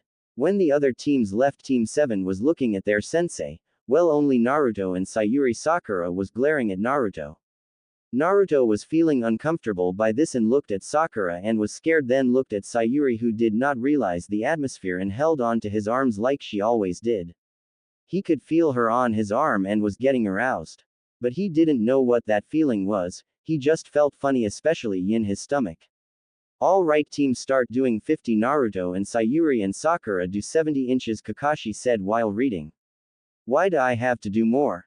Sakura shouted. Because you haven't shown up to team meetings for a long time, this will be your punishment for the week. Kakashi stated plainly. Kakashi looked at his team. Well, what are you waiting for? Start or I'll increase the laps. With that, the team started to run. Naruto was ahead of everyone else. Sayuri was second, trying to catch up with Naruto. Sakura was the last one. Sayuri was thinking what she was going to do to her Naruto after training. Sakura was thinking of ways to kill Naruto. Once the demon is killed, then Sasuke-kun will return. Sakura thought. 3 hours later, Team 7 had just finished all their training. Kakashi gave them an eye smile and told them to go home and rest and to come tomorrow at 7 a.m. for more training. And he then shunsoned away to God knows where. Naruto and Sayuri were leaving the training ground. Naruto put his left arm over Sayuri's shoulders, which told people that she was his and only his. Sayuri was smiling, loving her boyfriend's warmth and possessiveness. For them everything was bliss until a certain banshee ruined it. Naruto Baka, take your hands off Sasuke-kun. The pink banshee shouted. Naruto on the other hand had an impassive face while Sayuri was trembling with rage. Sasuke. Where? I don't see him, Naruto said. He's right there, Sakura said, pointing at Sayuri. Naruto looks at Sayuri. Where? All I see is a sweet and hot girl, Naruto said with a questioning face. Sayuri stopped her trembling and was blushing. He called me hot and sweet and hot, Sayuri thought. Sakura saw the blush on Sayuri's face and was getting pissed that Naruto was changing her, Sasuke, and brainwashing him. Demon, get away from my Sasuke-kun, Sakura shouted. Naruto was going to say something but was interrupted by his girlfriend. Shut up, you bitch. Don't call my fiancé a demon, Sayuri shouted. Sakura was taken aback by this. But her resolve didn't waver. How can you side with demon? Don't you see, Sasuke-kun, that the demon is brainwashing you into falling in love with him? He just wants to have your power, that's all. So please come back to me, Sakura stated. Sayuri by now was planning on using her Sharingan and put an illusion that put Sakura in a coma for a very long time. Listen here, you bitch, I have just about enough of you bastard fangirls and bastard villagers calling my Naru a demon. You should be thanking him. He's protecting this village from being destroyed. What do? You insult him, try to kill him for what? For protecting your pathetic lives. If Naruto wants my powers, he can have them. All I need from is his love, nothing more. Let's go, Naruto-kun, Sayuri shouted as she grabs Naruto's hand and leaves the training ground. Sakura was left behind in training ground 7. Sayuri was practically dragging Naruto. She was going as fast as she could while dragging Naruto. She was pissed that Sakura said all those stuff about her Naruto. She could care less if she insulted her, but when you insult her boyfriend, you going to get it. That bitch called a Naruto a demon. He should be considered a hero, but no, he was forced to protect these bastards' life while sacrificing his own. She looks around and sees all the glares that the people were giving Naruto. These bastards. She then looks at the Hokage monument and sees the 4th Hokage's face. Dumbass Yondaime, ruining the life of a child just to protect these demons you call people. Sayuri thought, starting to hate the so-called greatest ninja in the world. Sayuri-chan, where are we going? Naruto asked. Sayuri stopped and looks around their surroundings. They were in the graveyard. But Sayuri was too pissed to be embarrassed. She then looked at Naruto. He looked carefree, especially after what Sakura said. Looks like we went in the wrong direction again. Haha, Naruto said, chuckling while scratching the back of his head with his right hand. How can you be so carefree? Sayuri shouted. Naruto stopped and put his hand down and looked at Sayuri, confused. What do you mean? What I mean is, why did you let Sakura call you a demon? Why didn't you do anything? You could have punched her or something. So why? Sayuri at this point started to cry. Why don't you do something to protect yourself? Sayuri said while crying. I know total OOC, but hey, don't feel like you want to cry when you are in front of your girlfriend or boyfriend. I think at least I wouldn't know, never had one, forever alone. Breaks down crying. Naruto looks at the crying girl. Well, I guess I got used to being called a demon. It's not like I can do anything right now to change their views on me. I mean, they did lose precious people to the fox, and since it's sealed in me, all I can do is shoulder their hate. Sayuri looked at him. But you're the hero. People should worship the ground you walk in. They should be throwing themselves at you, Sayuri said. Well, if that happened, I would be a spoiled kid now, wouldn't I? Just look at Sasuke, he was a spoiled kid just because he was part of the Uchiha clan. And I doubt that if people saw me as some kind of hero, you wouldn't have fallen in love with me. And besides, if I was in their place, I probably would have done the same. Considering that Sasuke and Sayuri are two separate people. Sayuri looked at Naruto, still crying. The smile on his face looked calm and cute, but if you looked closely, you could see sadness in the smile. That smile. He had the same smile when he told me he was the Kyuubi Jinchuriki. Sayuri thought. Flashback. Sayuri was walking to Naruto's house from Ichiraku's. The reason she was at Ichiraku without Naruto is because most of the shops either banned her, kicked her out before she could even get in, or overpriced her. She then found out the reason they did that. It was because she was dating Naruto. She received the same punishment he did. Getting glares and having to listen to whispers behind her back. But she had no idea why they hated Naruto. But she didn't care. Once Naru-kun becomes Hokage, they'll be sorry they ever treated him and me like that. But at least Ichiraku has tomato ramen, Sayuri thought. While she was walking to Naruto house, lots of people were glaring at her. And she could even hear whispering. If she concentrated, she could hear what they were talking about. Sasuke-sama is cursed by the demon. No, what if he is a demon lover and just turned into a woman to please the demon? She was pissed at the first comment. She hated being called Sasuke, but she couldn't disagree with the second one. She did become a woman to please Naruto, but she was not being controlled to do it. She wanted to beat them up, but since she was a ninja, she can't hurt the civilians. But her torment was over as she was a few miles away from Naruto's apartment. She ran so she could see Naruto. While running, she could still hear the whispers from the civilians. If he falls in love with the demon, how is he going to get revenge on Itachi? That comment made her stop running. She herself forgot about taking revenge on Itachi. She was so concerned about her and Naruto that she forgot about her brother and what he did to the clan and what he did to her. Yes, she gave up on her revenge, but that didn't mean she didn't want to go and find him and bring justice for killing an entire clan. But then the next comment completely threw her off guard. Don't worry, once Itachi comes back and finds out what he did to his little brother, he will kill the demon and Sasuke-sama will be back to normal. A random civilian said. This made Sayuri stop completely. Making her think of Itachi coming back, but not to kill her, no, coming back to kill Naruto. Her Naruto. She could no longer hold back her tears. She didn't want Naruto to die. He was the only thing she has left. So she ran really fast to Naruto. To see if he was okay. When she reached his door, she knocked really hard. The door probably would have broken if Naruto didn't open the door. Naruto opened while holding a cup of ramen and saw a semi-crying Sayuri. Sayuri-chan, what are you doing here this late? Naruto asked. Sayuri did what normal people would do when they cry. Tackle someone. Lucky for Naruto, he was shocked and confused as to why Sayuri was crying, so he decides to speak what was on his mind. Nay, Sayuri-chan, why are you crying? Naruto asked. It was a few seconds of sobs and sniffs until Sayuri answered Naruto. I'm glad you're okay. Naruto was even more confused. What are you talking about? Of course I am. Sayuri wiped the tears away. I just thought Itachi came and tried to kill you. Don't worry, some of the villagers were gossiping and I took it too seriously. Sorry, Sayuri said. Who's Itachi? And why would this Itachi try to kill me? Naruto asked innocently. Sayuri looked at Naruto like he had grown a second head. He doesn't know who Itachi is.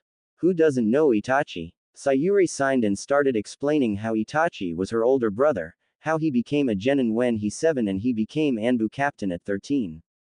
And last but not least, how Itachi massacred the Uchiha clan just to test himself. Naruto by this point was impressed. And he wanted to be stronger than Itachi. But became pissed that Itachi killed his family just as a way to test his skills.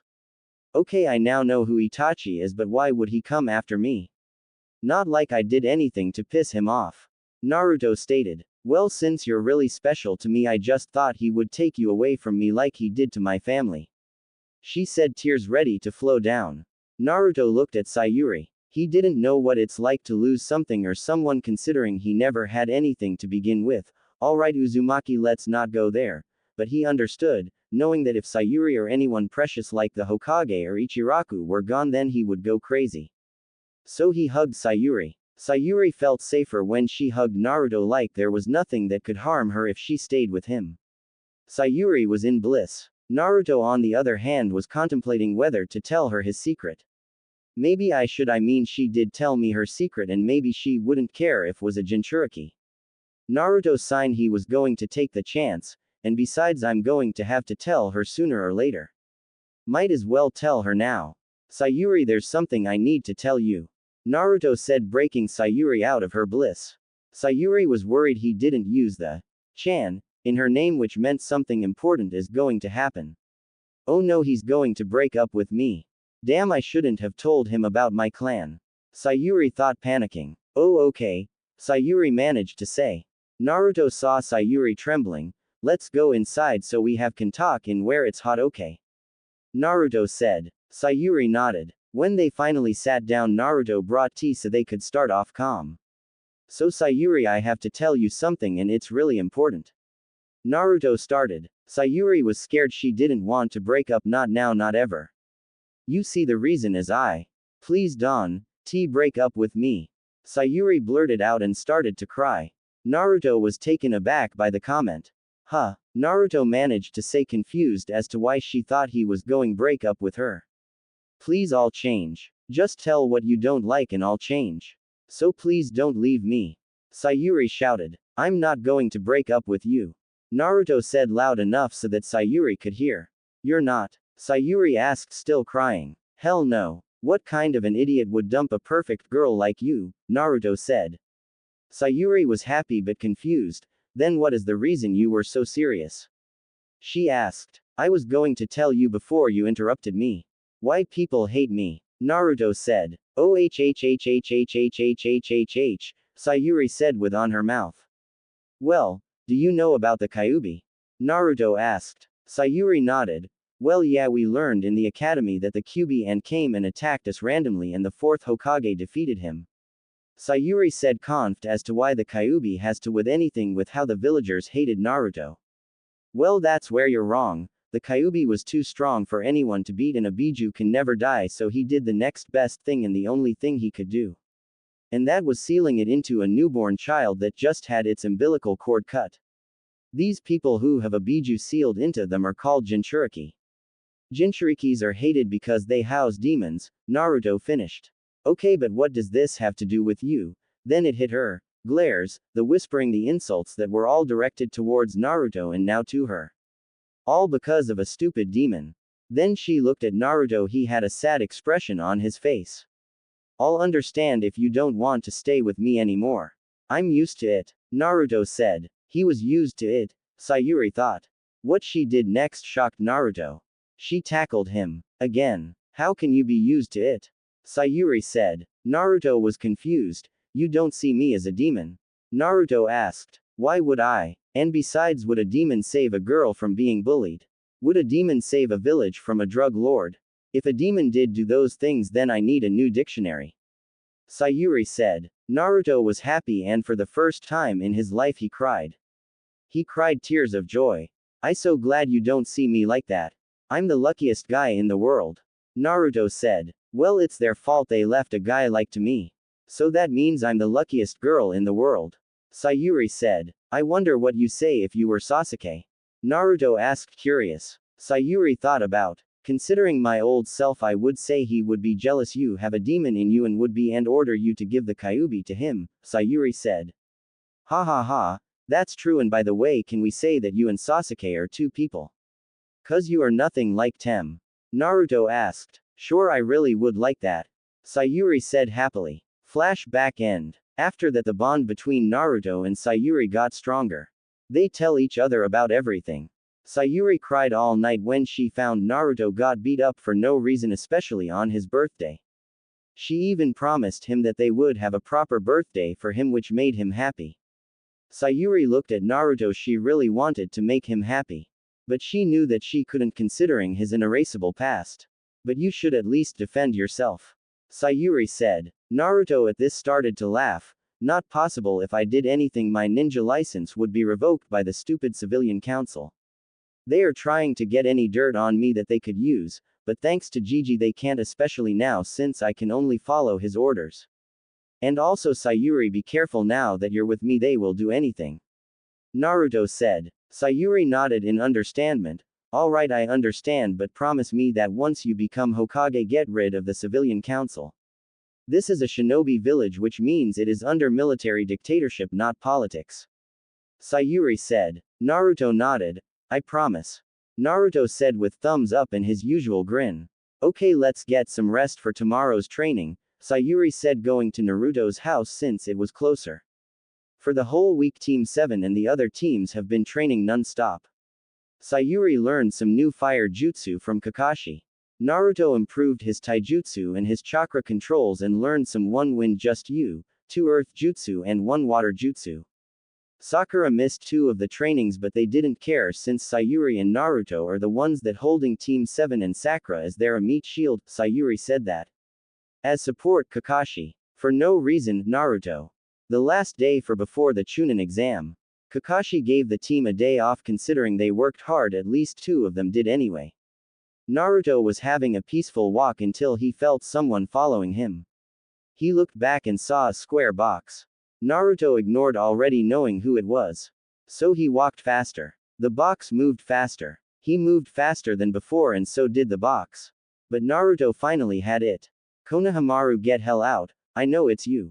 Naruto shouted. The box suddenly exploded. Coughing could be heard. We put too much gunpowder Moegi, Udon.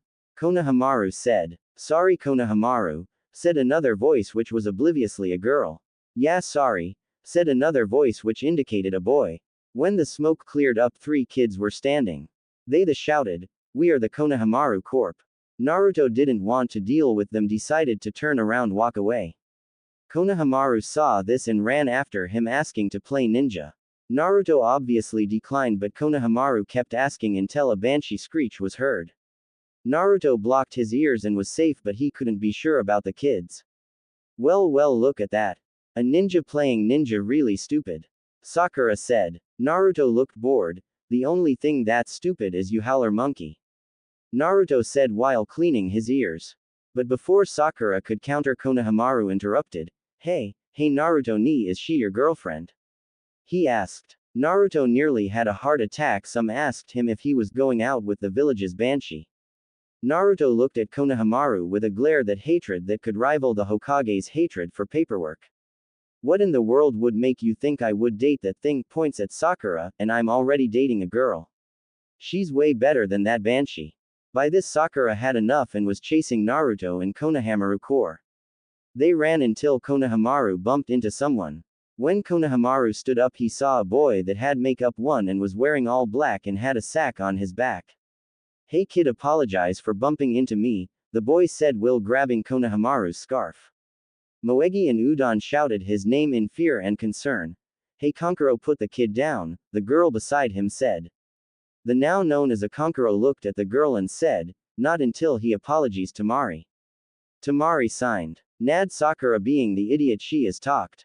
What is Suna Nin's doing in Konoha? Tamari looked at Sakura like she was an idiot. Wow, you're an idiot, we're here for the Chunin exam. She looked at Sakura who was pissed, then looked at Naruto. Cute boy, Tamari thought. Hey blonde, wanna go out sometime? She asked Naruto. Naruto surprised that he was asked out but he had to decline since he already has a girlfriend. When he was about decline he was interrupted. He's already taken. The voice was from Sayuri who was on the tress near them. Tamari looked at Sayuri. Really, by who? The pink idiot over there. Tamari said, pointing to Sakura. Sakura wanted to kill her and Naruto was laughing. Sayuri wanted to laugh but she was too busy glaring at Tamari. No, he's dating me, Sayuri stated. Tamari had an amused smile. Why would he date you when I can give much more pleasure? Tamari stated. Sayuri was about counter until Naruto interrupted. Not to be rude or anything, but can you drop the boy? Naruto said while pointing to Kankuro. Kankuro shouted. Not until he apologizes. Well, that's going to be forever. That kid is never going to apologize, so just drop him, Naruto stated. Kankuro was about to say the same thing until another voice came to the conversation. Kankuro, drop the kid, you are embarrassing our village. A red-haired boy said who was also on the tree. Kankuro and Tamari looked scared when the boy arrived. Sorry Gaara, Kankuro said while dropping Konohamaru who ran and hid behind Naruto. Gaara then looked at Sayuri. You, what's your name? He said. Sayuri Uchiha, and sorry but I'm already taken, Sayuri said while holding onto Naruto's hand to prove her statement. I'm Subaku no Gaara and I will meet you in the Chunin exam. Gaara said. Hey, want to know my name? Naruto said pointing at himself. No, Gaara said, and Naruto was dejected. Sayuri was comforting him. Tamari Kankuro, let's go. Gaara said, leaving the area they were in. Well, I'll be seeing you, hottie. Tamari said while winking at Naruto. Was Kakuro said. Konohamaru and his group were telling Sayuri how cool she was and said their goodbyes and then left. Now the only ones in the clearing were Naruto, Sayuri and Sakura. Sayuri was taking the dejected Naruto home while comforting him by saying that raccoon guy will be sorry for underestimating him. But had to stop short when Sakura started calling Naruto a demon. Sayuri had enough and punched her, knocking her lights out. And left with the now laughing Naruto. It was the day of the Chunin exam. Naruto woke and realized that he was in Sayuri's house. When he took off the blanket he was blushing like crazy. Next to him was Sayuri, only in a black bra and panty. He was praying to God that he was able to see the most beautiful thing in the world. Sayuri woke realizing the loss of warmth. When she opened her eyes she saw Naruto was in a praying form. She wondered why. When they were fully awake they brushed their teeth, ate breakfast and went to the academy where the first part of the Chunin exam was taking place. When they were walking through the streets, they could feel the glares they were receiving. And could hear the whispers as well. Sayuri grabbed Naruto's right hand tighter. Naruto could feel her on his arms and was feeling happy. When they reached the academy they saw Sakura there waiting. Sakura was being smart and not opening mouth, which was good sign to both Sayuri and Naruto. When they went inside they were looking for the room number 301. When they went on the second floor they saw a large amount of people in the halls in front of a room that said 301. Now Naruto and Sayuri knew that it wasn't real because they could see past the genjutsu, so they were going to go past and go to the third floor and go to the real room. Sakura knew because she knew the layouts of the building. But she didn't follow her teammates, she being the idiot she was, blurted the secret. That's just a genjutsu. This room 201. Sakura said in her banshee screech. Sayuri and Naruto was annoyed that she said that. So Sasuke-kun, did I impress you? She said as she turned around to and faced Sayuri. Sayuri was pissed. No, you dumbass, that genjutsu was used to weed out the weak, now you just made this exam more time consuming. And for the last time, I'm Sayuri. Sayuri stated. Sakura looked dejected and was about to counter the I'm Sayuri part but was interrupted a Hyuga. So you're the last Uchiha, huh? Pleased to meet you, I am Neji Hyuga and I want to fight you, the now known as Neji said. Yeah, so, Sayuri said. She took Naruto's hand and walked away. When they reached the dojo for taijutsu for academy students they were halted by a boy with big eyebrows. The boy then went in front of Sakura and asked her for a date, which he got rejected. Why won't you go on a date with me? Is it because of him? The boy said, pointing at Naruto. Naruto started to laugh like crazy. Sayuri was getting pissed. Naruto is my boyfriend, why does everyone think that he is with some else? Sayuri shouted. My name is Rock Lee and I want to fight you for Sakura-chan heart. The now known as Rock Lee said. Naruto was laughing. Be my guest, she's all yours. Naruto said. He grabbed Sayuri and went to the exam room. When they climbed the stairs they heard panting. They looked behind and saw Sakura walking up the stairs breathing hard. When they finally got to the right room they saw Kakashi reading his orange book. Sayuri growled at that. So you guys came, Kakashi said. Yup, wouldn't miss it for the world. Naruto said. Well then, good luck, and remember, work as a team and you will be able to pass. Kakashi said, I smiling. And with that the doors to the first part of the Chunin exam has begun. The doors fully opened. Naruto and Sayuri were both excited. They wanted to test their skills with people from other villages. But Sakura on the other hand was nervous. She never wanted to come, especially when she heard people died during Chunin exams. But the only reason she came was so that she could get her, Sasuke, back, and kill Naruto. She was even coming up with plans and to use the Chunin exams as an excuse for Naruto to go missing. Air quote. So when all three got inside they were met with large key coming from all the participants that were already there. Sayuri wasn't scared but she held onto Naruto just in case. Sakura was shaking in Naruto, he was cleaning his ear with his pinky. Naruto wasn't scared, he was already used to it from his childhood. Wow, is that supposed to scare me? Oh, who cares, this nothing compared to the Ki from the Anbu groups, Junin, and Chunin groups combined. Naruto thought. Naruto then looked at Sayuri who was holding his hand. He knew she wasn't scared, so he was confused as to why she was holding his hand. He then looked at Sakura who was trembling uncontrollably. Pathetic. How did she become a ninja anyway? Naruto thought. Naruto was brought out of his thoughts when someone called his name. Hey Naruto. Shikamaru said lazily. Naruto looked surprised to see the lazy Nara here. He was definitely sure that Shikamaru wasn't going to come because of lazy personality.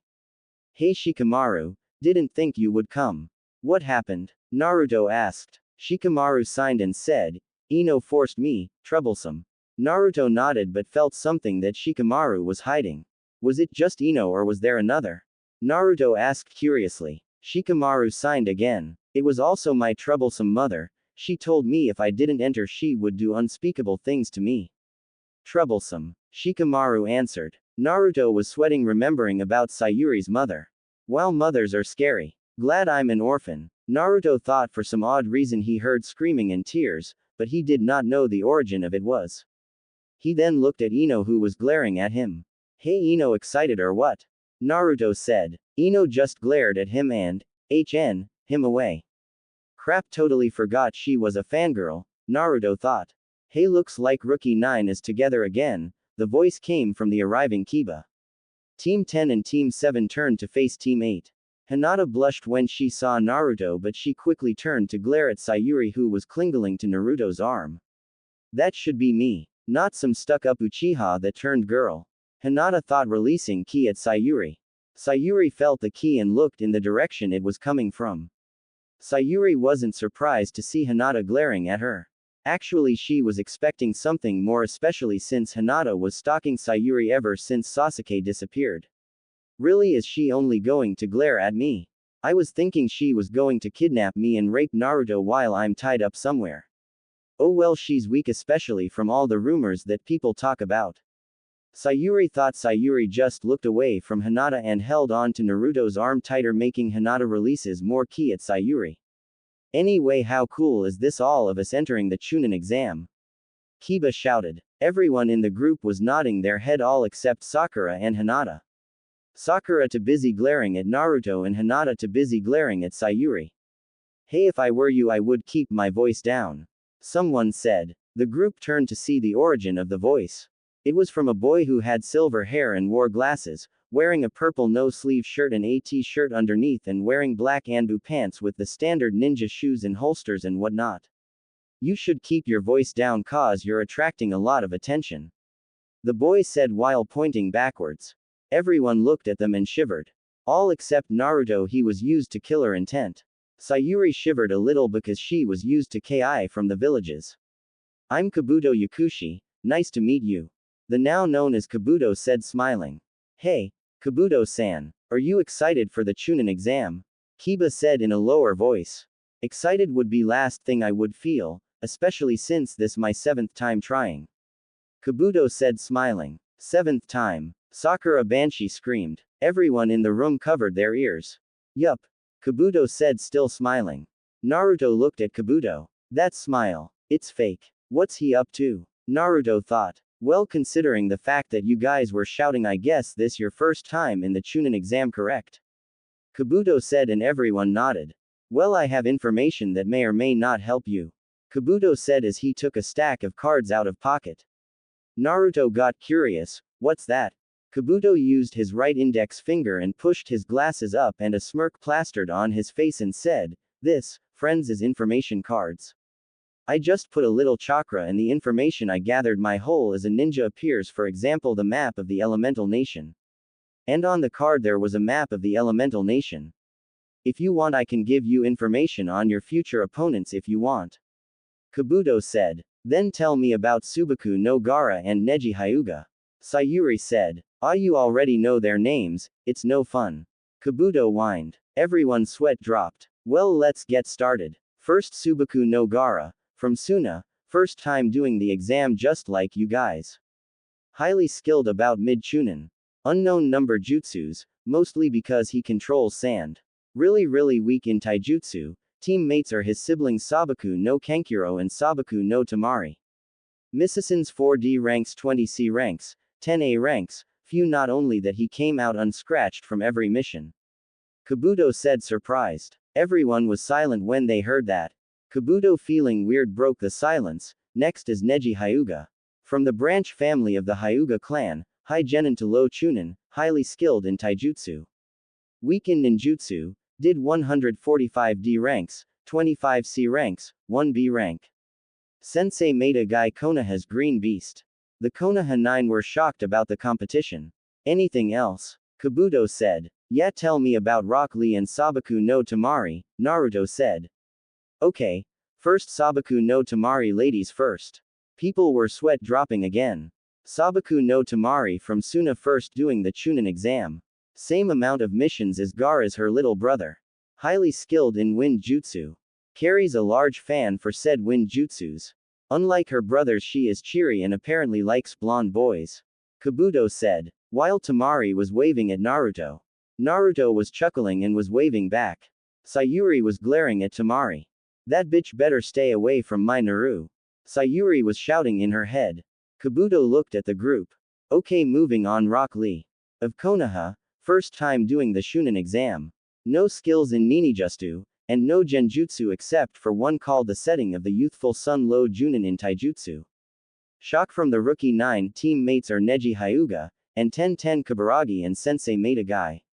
Warning: beware when Maeda Gain add Rock Lee together, they will release the ultimate genjutsu that is seen to man and ninja. Men change taste, women kills men. Kabuto finished. Everyone was silent except for Lee, who was shouting youth to everyone. Oh okay, that was interesting, Naruto said. Trueoblesome. Shikamaru said. Munch munch, Choji said. I hope we win, Sakura, Hinata and Ino said. Hell yeah, gonna win this, Kiba shouted. Silence, Shino. Well anyway, watch out during the exams. Kabuto said. Kabuto-san, there are 5 elemental countries, so where are ninjas that have music notes on their headband from? Hinata said, stuttering. That village is new, it's called Otogakure, it was made 6 months ago. You have nothing to worry about, they shouldn't be a threat. Kabuto said. Suddenly Kabuto turned around and blocked a punch from one of the Otogakure ninjas that was covered in bandaged. Hey, is that all you got? Kabuto said. Then suddenly Kabuto's glasses cracked. Well, am I a threat now? The bandaged Otogakure ninja said. Then Kabuto went on his knees and started to vomit. The Otogakure ninja was about to attack again, but the door bursted open. Listen up, brats, get back to your seats, said a man which all Konoha people know very well, Ibiki. You brats get to your seats now. Everyone that was standing scrambled. The written test is the same except Sasuke as Sayuri and Hinata was glaring at Sayuri and Sakura and Ino were glaring at Naruto. The written part of the test ended and Anko came crashing through the door. Alright brats, let's go to training ground 44, the Forest of Death. Forest of Death. Everyone that passed the written test was at training ground 44, otherwise known as the Forest of Death. Well brats, the only reason you passed the first test is because Ibiki was going easy with you. Once you go through my test, I'll cut the competition in half. Anko said. Everyone was scared. Please, I'm going to be Hokage, nothing will stop me from reach it. Naruto said. Sayuri was looking at Naruto and giggling at his antics. Then suddenly Naruto's seek was cut. Then Anko was on his back. Really Gaki, people like you aren't he first ones to die, you know. Anko said and then licked his wound. Your blood tastes so delicious. Anko moaned. Sayuri was pissed. She then grabs Naruto and holds Naruto defensively. He's mine, bitch. Sayuri said. Anko was laughing. I can't believe she used to be the Avenger emo. Then Anko suddenly felt someone presence behind her. Here's your kunai. A freaky genin with a elongated tongue said, giving Anko's kunai that she used to cut Naruto's cheek. Why thank you, genin-san. Anko said in a sweet voice. You're welcome. The freaky genin said. Alright brats, the proctors in front of the gates have papers you need to sign and a scroll you need. Each team will get one scroll, the Heaven Scroll or the Earth Scroll. Once you get in the Forest of Death, you will need to get the other scroll. As in, if you have the Earth Scroll, you need the Heaven Scroll. And if you have the Heaven Scroll, you need God it brats. Once you get both scrolls, there is a tower on the other side of the forest. There you will wait until the third exam starts in 5 days. Anko said, finishing her instruction. What's the paper for? Sakura asked. And she's supposed to bet the smart one. And she didn't even read it. Even the blonde Gaki is trying to read with the help of his girlfriend. Anko thought. That is a contract stating if you die in the forest we not held responsible for your deaths. Anko said, smirking evilly, scaring the only courage she had left. When everything was done and every team got their scrolls, they were all standing in front of multiple gates that was around the forest. Team 7 got the Heaven Scroll. Alright guys, ready for this? Naruto asked his teams, trying to give them courage. The only one that answered was Sayuri. Of course, and besides, if you die then I'll die, so it really doesn't matter, I'll be with you till the very end either way. Sayuri said. Naruto was still freaked out about the Uzumaki mate seal. I still can't believe that a seal like that exists. Then again, there is a seal that calls the Shinigami, so I guess I shouldn't be surprised. Naruto thought. Sakura on the other hand was shocked that her, Sasuke, said that. He almost sounds like one of those annoying fangirls that chase after my Sasuke, Sakura thought. When the gates opened, they ran inside. Team 7 got a good start. So where should we go and which team should we ambush first? Naruto asked. I think we should go to the center of the forest, since everyone would have to intersect at that point to reach the tower. Or go somewhere there is water so that we can keep ourselves hydrated. Sayuri stated. Naruto was thinking. Good idea, but first I need to go pee. Naruto said. Sakura hit Naruto on the head. That's disgusting, can't you see that there is a girl in this group? Sakura shouted. Sayuri was pissed at what Sakura did to her boyfriend. Hey, you're not allowed to hit my boyfriend, and if he wants to pee let him, not like it matters, there's only one girl and Banshee girl. Sayuri said. Sakura was about to counter when Naruto came back. That felt good. Naruto said. Sayuri then threw a kunai at Naruto. Hey, what are you doing? Naruto said. Sayuri was glaring at Naruto and Sakura was happy, thinking that Sasuke came back to his senses. Where's Naruto? Sayuri demanded. What are you talking about? I'm right here. Naruto said. Naruto is my boyfriend, so I know every detail there is about him. Naruto is right-handed, so his weapon pouch is on his right side, not his left, and Naruto got a cut when the freaky proctor cut him. Now where is he? Sayuri said. Damn it. The fake Naruto went in a puff of smoke which showed a rain nin that was wearing a gas mask. Looks like I'll have to come back. The rain nin said. There won't be a next time, Sayuri said as she used a kunai to stab the rain nins. When she was able to stand straight on a tree branch, she saw Naruto tied up. Naruto! Sayuri shouted as she went to the ground and cut all the ropes that tied Naruto up. Arigato Sayuri-chan, Naruto said. When Sayuri freed Naruto, she looked around to look for the rain nin he left.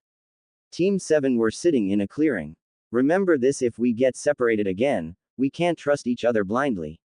It could end up the way this did. Sayuri said. But what can we do? Sakura said, scared evident in her voice. The safest thing for us right now is a password. That way we'll know no matter what who they try to impersonate or how they sound. If one of us gets it wrong, they are the enemy. Sayuri said. So listen very closely and memorize it right now. It's a poem. When I ask for it, here's what you respond. We thrive in the chaos of the enemy tide. Quiet shinobi don't need dens to hide. Our only concern is to watch and wait until the enemy lowers the gate. Got it, Sayuri said. Naruto looked at Sayuri. And you expect me to remember that? How?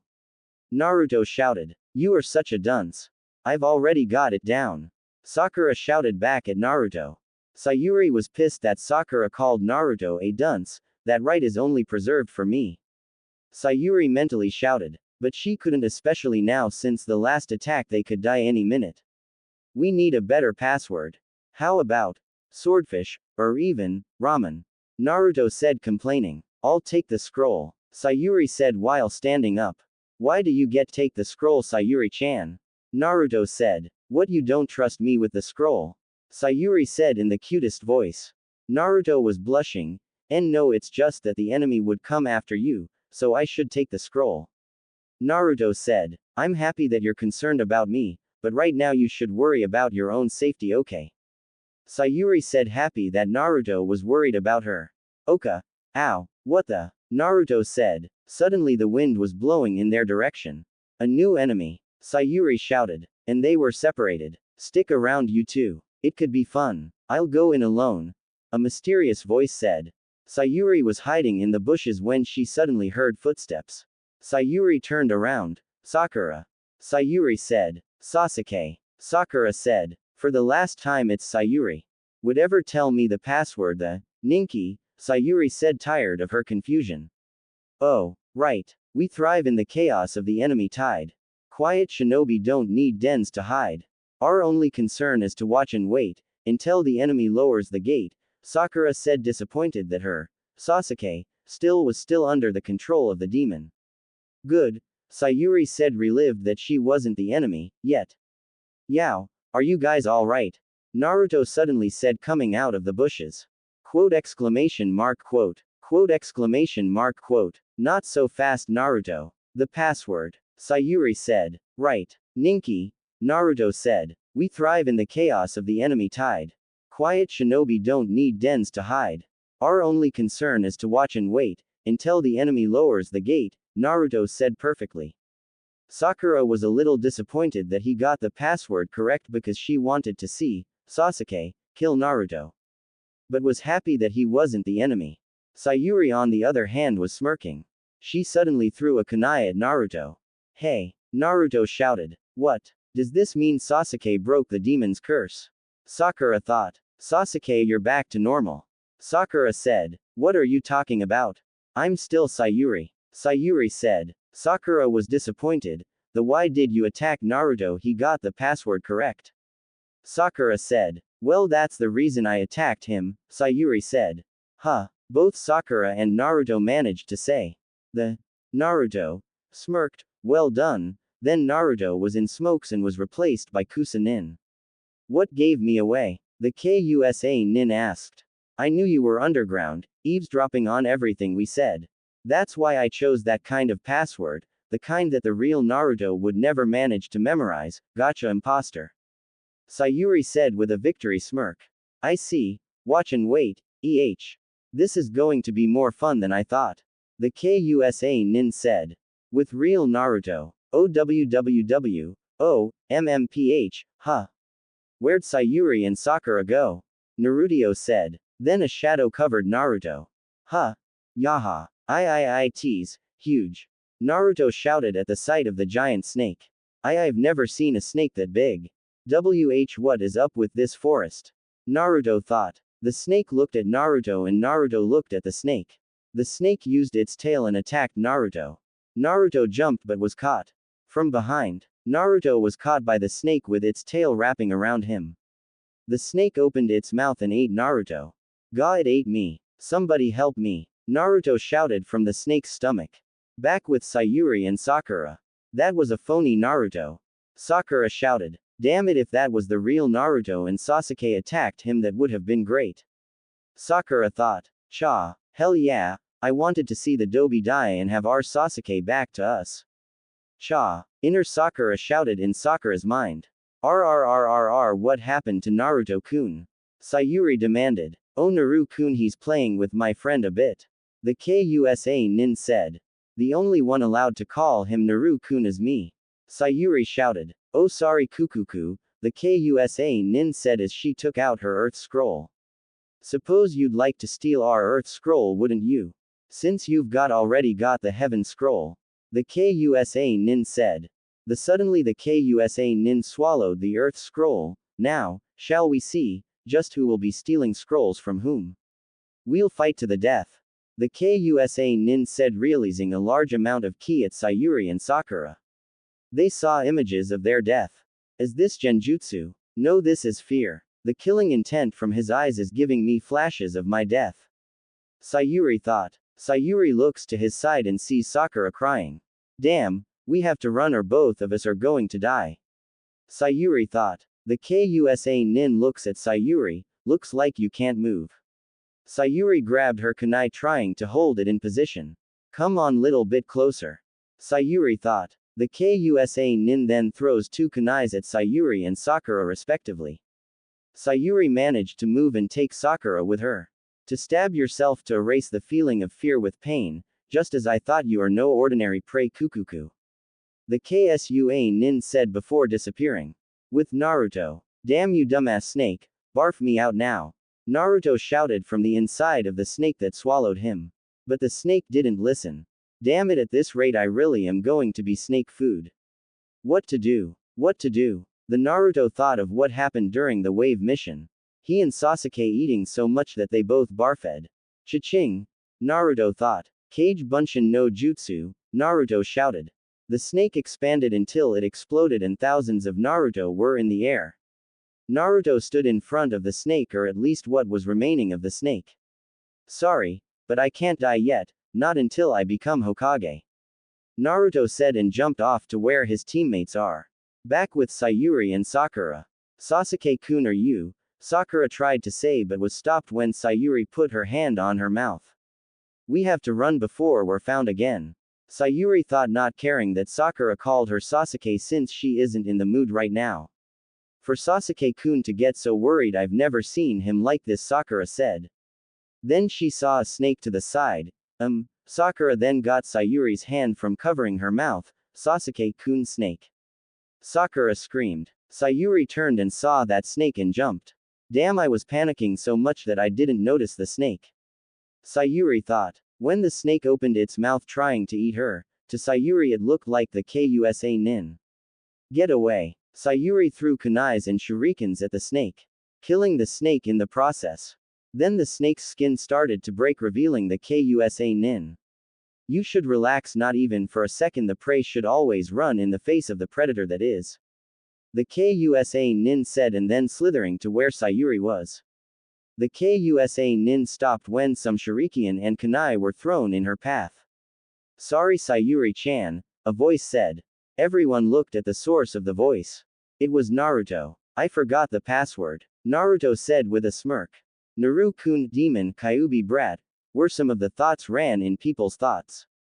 Kukuku, Naruto-kun, it seems you had fun with your play date. The Kusa nin said. Naruto looked at him. Creepy, was the thought of Naruto. Yeah, but it seems that there won't be second one. Naruto said, the smirk plastered on his face. Oh, that's too bad, I think she liked you. The Kusa nin said. Yeah, too bad, but she's in a better place now. Naruto said while taking out a kunai. But don't worry, you'll be joining her soon. Naruto said. Here, you want our scroll, right? Take it and leave. Sayuri said to the Kusa nin, surprising everyone that was present. What are you saying, Sayuri-chan? Don't give the scroll to him.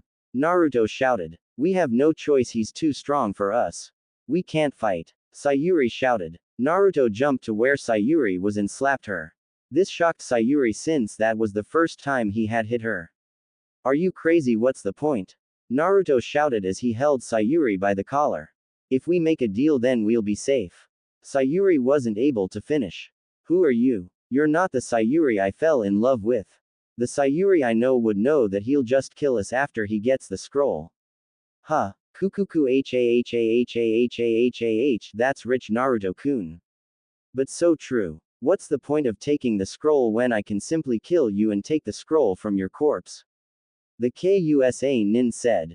This shocked Sayuri. What was I thinking? Sayuri thought. The Kusa nin jumped to attack, but Naruto managed to grab the scroll and push Sayuri out of the way and jump back. But the Kusa nin managed to go in front of him and managed to push him back to a tree trunk. Gah! Naruto spitted out blood. The Kusa nin summoned a snake. Finish him. She said. The snake did what it was told, trying to eat Naruto. But Naruto punched the snake's mouth closed. Eat snot. Naruto shouted. Everyone was surprised. There stood Naruto with red blood eyes, enlarged canines and darker whisker marks. Naruto-kun, that's, Sayuri thought. Kukuku, this so much fun. The Kusa nin thought. The Kusa nin summoned another snake and gave it the same command as the previous snake. But it wasn't able to fight Naruto due to the speed increase Naruto got. Good job, Naruto-kun, but let's see how your teammate does. The Kusa nin said, commanding the snake to go after Sayuri. Sayuri, on the other hand, had no time to react. She closed her eyes and waited for impending doom. But it never came. When she opened her eyes, she saw Naruto in front of her with the snake behind his back with two kunais stabbing the snake's mouth. Are you okay, Sayuri-chan? Naruto said. Sayuri was speechless, so she only nodded. Good. But Naruto was suddenly lifted up. Sayuri broke out of her stupor. Naruto-kun. Sayuri shouted. Grr, let me go. Naruto shouted. Kukuku, I can't believe the Kyuubi is still alive and kickin'. So this is what's holding the Kyuubi back. The Kusa nin thought. Five-pronged seal, the Kusa nin shouted, and Naruto was slowly losing conscious.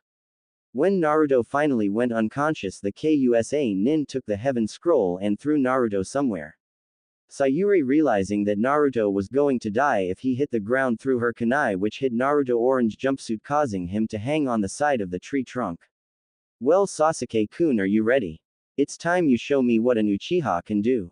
The Kusa nin said while burning the scroll she stole from Naruto. Sayuri was scared, she was trembling. Not even Naruto, who is the strongest in the team, could match him. It's over. Who are you? You're not the Sayuri I fell in love with. The words that Naruto said kept ringing. Who am I? Naruto-kun's right, this isn't me. I need to fight. I need to fight to protect my friends and my loved ones. Sayuri thought with determination in her eyes. Same fight, just Sasuke as Sayuri, and Sakura doesn't help like she always does. Burning the face scene. I got that, freak. I'm glad I finished this fast, don't have enough energy to continue. Sayuri thought. Kukukuku, I'm pleased, Sasuke-kun. You were far better than I expected. The burnt up Kusa nin said. What? He shouldn't have survived that. Sayuri thought. Here is a gift before we part. The Kusa nin said as his neck extended all the way to Sayuri's neck, biting her. When the Kusa nin let go, his neck was back to normal. My name is Orochimaru. If you desire power, come seek me. The now known as Orochimaru said. Sayuri, on the other hand, was clutching her neck from the bite. She was pain. So much pain that she went unconscious. Sakura decided to finally come out of her hiding spot and went to Sayuri. Sasuke-kun, are you okay? Sakura then noticed the mark on Sayuri's neck. Was he poisoned? Sakura thought. She then lifted Sayuri and was about to run, but saw Naruto hanging on the tree trunk. This is my chance to kill the demon. Sakura thought. She went to Naruto and was about to stab him in the heart when her inner persona stopped her. Cha, stop. If you kill him now, it's pointless, the inner Sakura said. What do you mean? If I kill him now, Sasuke-kun will return to his cool self and the demon dies and I'll be seen as a hero. Outer Sakura argued. You're a dumbass. How will be a hero if people see you actually kill the demon, huh? Kill him later in front of everyone in the village during the Chunin exam, but now we need him. We can't go to the next round if we don't have a full team, and when Sasuke-kun returns to his old self, he won't be happy that you made him lose his chance to go to the top. The inner Sakura reasoned. Sakura seemed to understand, so she unhooked Naruto and carried both Sayuri and Naruto to a safe location. Sayuri's dream. Sayuri looked around her surroundings, all she saw was black. But then suddenly she saw a child that looked like Sasuke when he was a kid. The kid was crying. Why, Ni-san, why did you kill them? Sayuri went closer to the child. When she grabbed his shoulders, the boy turned his head and she saw Orochimaru's face. Come to me if you want power. Orochimaru shouted. No. Get away. Sayuri shouted. She ran backwards where she saw a young blonde boy with whisker marks. That's Naruto-kun, Sayuri thought happily. But that happiness soon disappeared. When she saw Naruto being beaten by villagers, there was a hole in Naruto's stomach, but Naruto was still able to move his head and look at Sayuri. Why didn't you protect me? Sayuri stopped and started to cry. No. No. No. No. This isn't real, this isn't real. Dream end. Sayuri woke up with tears in her eyes. She then looked around and realized that she was dreaming. She then saw Naruto besides her, sleeping with a peaceful face. She smiled at that. At least he's safe. She then put her hand on his forehead and realized that he had a fever. She was about to get up when she felt her whole body ache in pain. Ow. Sayuri moaned. She couldn't move. Damn, not now. I need to help Naruto-kun cure his fever, and I can't do that by being here and not doing anything. Sayuri thought. Maybe you can. You use your body to warm up his. A voice said. Huh, who's there? Sayuri thought. In here, girl. The voice said. Where? Sayuri said back. You really are an idiot, aren't you? I'm in your mind. The voice shouted. Who are you? Sayuri said, anger evident in her voice from the idiot comment. I'm your inner self, Sayuri Uchiha, the new voice said. My inner self. Sayuri blurted out. Yep. Inner Sayuri said. At this moment, a million thoughts were going through Sayuri's mind. But she kept coming to the fact that she was crazy and delusional. Really, how hard did I hit my head on that tree? Sayuri thought. I heard that. And no, it wasn't because you hit your head on the tree. You could say that I'm all your feelings that you pushed back in your mind. I couldn't come out until the snake bit us. Inner Sayuri said. Sayuri, still not understanding anything, was interrupted by her new persona. Okay, listen, we can talk about this later. Right now our boyfriend is in danger, so get to it and take care of him. Inner Sayuri said. Sayuri agreed. Since Naruto comes first, she find her answers later. Wait. What do you mean? Our boyfriend? He's mine. Not yours, mine. Sayuri shouted mentally. Whatever, just help him. He looks like he's going to die. Inner Sayuri signed. Sayuri nodded and crawled to Naruto's side since she can't walk for the moment. Even then, her whole body was hurting like crazy. When she finally got there, she noticed the lack of a wet towel or cloth on his forehead, but she remembered a towel fell from her head when she woke up. That bitch Banshee. She didn't give Naruto a wet towel.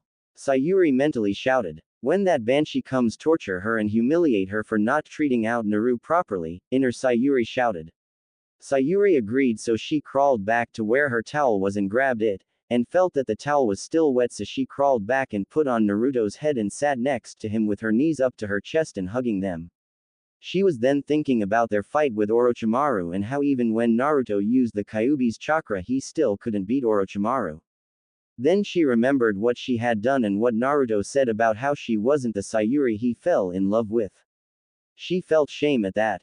I should have known he was going to kill us either way, and what did do? I was surrendering and endangered my team. Then again, I was only endangering Naruto-kun. Sakura went to who knows where and abandoned us. Sayuri thought. She was broken out of her thoughts when she heard a groan from Naruto. When she faced him, he looked like he was having a nightmare. She couldn't do anything but hold his hand and pray that he was okay. Hey, I know what you could do. Inner Sayuri said. What? Sayuri said, hopeful. Take his clothes off and sleep with him. He won't mind, and besides, it's the only time you're alone with him. No fangirls watching and no perverted cage watching us, so go for it. Inner Sayuri said perversely. Hell no. How can my inner be perverted? Sayuri asked herself. Hey, in my defense, I'm you, so that makes you a pervert. Inner Sayuri said. I'm not a pervert. Sayuri said. Yeah, whatever, just do something to help Naru. Inner said worriedly. Yeah, but I don't know what. Sayuri thought as she looked at Naruto. Like I said, but Inner Sayuri never got to finish as Sayuri disconnected her and went back to taking care of Naruto. A few hours passed and Naruto's fever hadn't gone down. She was getting worried until she heard the sound of bushes moving. When she got her kunai ready to throw, she immediately stopped when she saw a squirrel. She breathed a sigh of relief until she saw the exploding tag on the squirrel's back. She threw her kunai, missing her target, but managed to steer clear of danger. But later she heard another sound of moving bushes. When she got another kunai and ready to throw it, she saw her sorry excuse of teammate Sakura. Hey Sasuke-kun, you woke up. Sakura did her Banshee scream. Sayuri on the other hand threw her kunai nonetheless. Sakura somehow managed to dodge it. Hey, what was that for? We're teammates. Sakura shouted. TCH, only on paper, Haruno. Sayuri said as she ignored being called Sasuke, knowing that it was useless to change the freaks' minds, and went back to her responsibility on taking care of Naruto. TCH, why are you taking care of the demon? Not like he needs it. He'll just heal himself. Sakura said, not noticing the murderous glare. Haruno, I reckon you shut that mouth before I do it myself. Sayuri said, glaring at Sakura, ready to follow up with her threat. Sakura, being smart for a change, decided to listen. Oh, and one last thing. Sayuri said, motioning for Sakura to come closer since she can't get up yet. Sakura followed the sign and came closer to Sayuri, but was later forced back by a punch from Sayuri. Call Naruto a demon again and I swear you'll feel more pain than that. Sayuri finished with a huff and went back to Naruto. Sakura didn't go back, instead she sat far away from Naruto and Sayuri due to the fear of being punched again. And so they sat there waiting for Naruto to get better. Or at least Sayuri was. Sakura was secretly praying for Naruto to die. Hee up all night, a voice said behind Sayuri and Sakura. When they looked around they were shocked. These guys. Sakura thought, remembering them in the first part of the Chunin exam. Well, looks like you're awake, Sasuke Uchiha. Let's fight. The man covered in bandages said. Wah, Sayuri said, shaking. I can't fight now. Especially now since my chakra is mess up and I still haven't recovered from my fight with Orochimaru. Sayuri thought. What are you talking about? I know that someone named Orochimaru is pulling the shadows from the shadows. What does he want? What's his purpose? Sayuri shouted. Quote, question mark, exclamation mark, quote. The Oto Nins looked shocked at the mention of Orochimaru. What did he do to Naruto-kun? What is this weird mark he gave me? Sayuri shouted. I wonder what that man is thinking. The bandaged Oto Nin said. Quote, comma, question mark, quote. Sayuri was confused. But hearing that, we can't let you go. I'll kill this girl and whoever this Naruto guy. The other male Oto Nin said. Sayuri was waiting for them to attack. Wait, Zaku. The bandaged man said. Why? The now known as Zaku said. Sayuri stayed quiet. You're not very good. A recently overturned stone, different dirt color, and grass doesn't grow here. The bandaged man listed. Sayuri growled. A is pointless if it gets noticed. The bandaged man said. Damn, Sakura can't do anything right. Sayuri thought. PFT stupid. Zaku said. Well, since she's practically useless we can kill her. The bandaged man said. The three Oto Nin jumped into the air. Sayuri smirked and used her kunai to cut a string and releasing a trap. Giant log. What, another trap above? The bandaged member said as he put his hand on the giant log and put two fingers together and close to his face. And the log smashed into tiny pieces. Sayuri was shocked. Frankly speaking, you have no talent. People have to work harder to catch up to us. Weaklings like you should just give up. The bandaged man said. Leaf spinning wind. A voice said as he knocked the Oto team out of the air. The Oto Nins were on the ground. The mystery person stood in front of Sayuri. Then you guys should also work harder. The mystery person said, smiling, and a squirrel on his shoulders. Isn't he? Sayuri thought. Who are you? The bandaged Oto Nin said. The beautiful green beast of Konoha, Rock Lee. The now known as Rock Lee said. Why are you here? Sayuri said, shock evident in her voice. I'll always be there when comrades are in trouble. Lee said as he let the squirrel go. Well, thank you, you saved me. Sayuri said happily. I said it before, I would do anything for a comrade when they are in trouble. Rock Lee said, facing the Oto Nin. Yes, Guy Sensei, I'm awesome. I'm awesome, Lee thought happily. Lee likes Sakura, but that doesn't mean he doesn't want to impress other girls. He wants to be hip. The bandaged Oto Nin grabbed his earth scroll and tossed it to Zaku. Oh well, Zaku, the other brat is yours. I'll take care of them. He said. From what I can tell, Uchiha-san is in no condition to fight. Lee thought. Thick brows has as advanced in taijutsu. This should be fun. The bandaged nin said as he got his right hand out and dodged the kunai Sayuri threw at him. Lee put his hand underground, waiting for the Oto Nin to strike. When he did, Lee dug up a huge tree root from the ground, making the Oto Nin attack the root. There's some trick to your attacks, so it's pointless to simply dodge. After all, I have seen your attacks before. Lee said. This person is strong. Sayuri thought, unknowingly activating her Sharingan. It's 3 against 1, I'm at a disadvantage. Looks like I'll have to risk it and crush each of them at full power. Lee thought. Well, looky at here. Guess what I found? The female member said while pulling Sakura out of her hiding spot by the hair. Quote, exclamation mark, quote. Both Sayuri and Lee were shocked. Somewhere in the forest. We can't find weak-looking guys. Ino shouted. Like I said before, the only guys weaker than us would probably be Naruto's team. Shikamaru said lazily. Idiot, what are you saying? Ino shouted. What? Shikamaru said, confused. Sakura and Naruto are both losers, but they have the great genius Sasuke on their team. We can't win against him. Ino said fangirlishly. I don't know about that. Geniuses can break under the pressure of the real world. Shikamaru said. What did you say? Ino shouted. And besides, isn't Sayuri not Sasuke? Shikamaru said. Ino looked at Shikamaru and wanted to kill him. It's not Sayuri, the demon is only controlling him. He'll be back to normal when the demon dies. Ino said. Geez, this sucks. You say one bad thing about Sasuke or even talk about his gender change, she goes crazy, always. Shikamaru thought. There's no way Sasuke-kun would lose. Sakura and Naruto is another story. Ino shouted. Naruto is out cold, Sakura is held captive and Sayuri is losing. Choji said. Huh, Ino said. With Neji and Tenten. Lee sure is late, which strange, he's usually on time. Could he have run into an enemy? Tenten said, worried about her bushy brow teammate. Well, that's very unlikely. But let's go check just in case. Neji said. Yeah. Tenten said. Flashback. Yes, I finally mastered it. Lee shouted. Calm down, Guy said. So Lee was the only one that was able to master it. Guy thought as he looked at Neji. Lee. Guy shouted, trying to get Lee's attention. But Lee was too happy to hear Guy. So Guy punched him. Listen to my youthful message. Guy said to Lee. What is it? Please tell me. Lee said while crying. This technique Lotus will be forbidden from now on.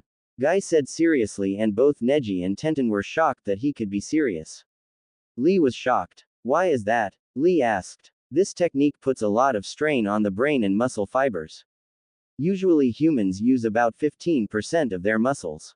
However, if you use 100%, the muscles will destroy themselves because they will not be able to withstand the strain. Normally your brain is holding the power down, but this technique causes the limiter in the brain to be broken using chakra. When that happens, your muscles' power will increase, causing you to be at your highest in taijutsu. However, you will die in the end if that happens. That is why the only time you can use this is during a certain condition. Guy said. Lee saluted Guy and asked. What kind of condition? That is. Flashback end. Guy sensei, I'm going to use this technique without any reservation. Because right now, Lee thought as he was unbandaging his bandages. The bandaged Oto Nin was running towards him. Cause right now is the time to protect a precious person. Lee thought, wanting to protect Sakura. Same as the manga and anime, so need to explain. Lee-san. Sayuri shouted as she saw that Lee was vomiting. Lee on the other hand felt that his right ear was hurting. My right ear. He thought as he was clutching his right ear. There's a little trick here, that you just can't dodge my attacks. The bandaged Nin said. What did he do? Sayuri said out loud, interested at how he damaged Lee. It's sound. Even if you dodge my attack, you can't dodge sound. The Oto Nin said crazily. Huh? Lee thought, confused. Do you even know what sound is? The Oto Nin said. Vibration. Sakura said in a rough voice of pain, still being held by the hair by the female member of the Oto Nin. Exactly. Hearing sound means that your eardrums are catching the shaking of the air, and the human eardrum will break if it hears anything over 150 MHz. And deeper in the ear lies the inner ear membrane, which when damaged will cause you to lose balance. You won't have control of your body for a while. The Oto Nin said. Remember, most the stuff I'm saying is coming from the manga. Hell, I didn't know that much info. Hehehe, lame old taijutsu won't work on us. Although you did pretty good, you forced me to use my jutsu. But of course you failed. I can freely control supersonic sound waves and air pressure. I have the power to blast a boulder, turn the ground into a cushion. Our technique is different than your stupid techniques. Zaku said. Damn it. Lee thought. The only time you're allowed to use this technique is when you are protecting a precious person.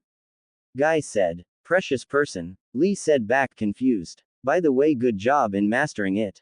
Guy said, poking Lee's head. Damn it. Lee thought, remembering his sensei's speech. The Oto Nin then changed targets to Sayuri, who was sitting behind Lee. Crap. Lee said. He's coming. Sayuri thought. Lee then did the impossible.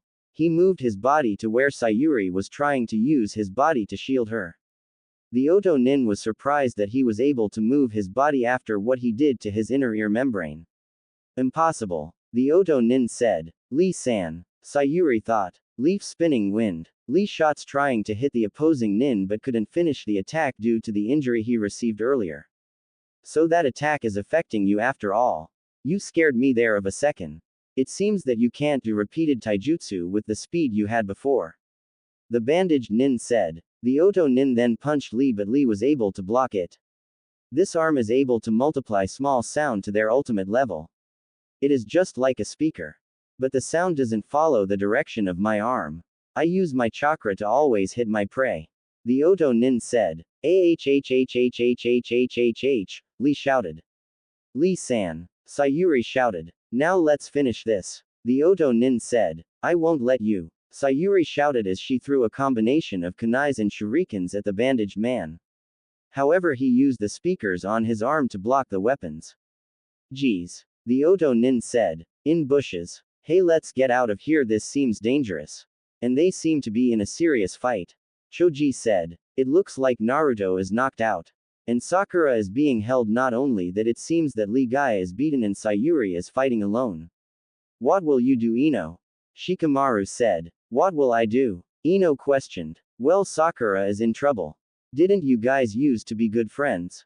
And not only that, Sayuri is exhausted, she won't be able to hold on any longer. Shikamaru asked. But Ino was lost in the memory of her and Sakura when they were friends and how their crush on Sasuke broke their friendship. Why am I remembering that now? Ino thought. Hey Ino, what should we do? Shikamaru asked. Why are you asking me? You're the brains of this team. Ino said. Back with Sayuri. Sayuri threw 3 shurikens at the bandaged Oto nin. But Zaku interfered and used a jutsu to blow the shuriken back at Sayuri. Kya. Sayuri was covered in slashes from her shurikens. He blasted back my shuriken. Sayuri thought, but then she heard screaming. When she turned to the source, it was Sakura. Screaming from her hair being pulled. Damn it. She's been useless this whole time. There's only 2 ways to get her out. 1. Attack the Oto Kunoichi and make her release her. But then she could use Sakura as a shield, which I don't care, but then we lose the Chunin exam. And 2. Cut her hair. But then I'm not going to hear the end of it afterwards.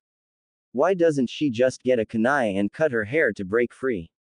Is her more important than her life? Sayuri thought. Sayuri looked around knowing she needed help. Hell, if you gotta do something, you have to do it yourself. Sayuri thought. She then threw a kunai aiming it at Sakura's hair. Ha, so you decided to kill your teammate, huh? The female Oto nin said. But then felt that a load was off her body. When she looked at her hand, she was holding a bunch of pink hair. Good, you're free now. Help me, Sakura. Sayuri said, a little bit happy that the pink banshee could be useful. But she thought too soon. Apparently Sakura's hair was more important than her life, so screamed that her long hair was short and fainted. This bitch is useless. Everyone thought, even Shikamaru. Except Naruto and Lee, they were unconscious. Zaku used this chance to use the same jutsu as before and blow Sayuri back. Sayuri was blown back and was face down on the ground. She then turned her head and saw Naruto and Lee. Damn it. Naruto protected me from Orochimaru. And Lee-san protected me from these guys. What have I done for them? All did for them was act weak and do nothing but sit down and watch as they protect.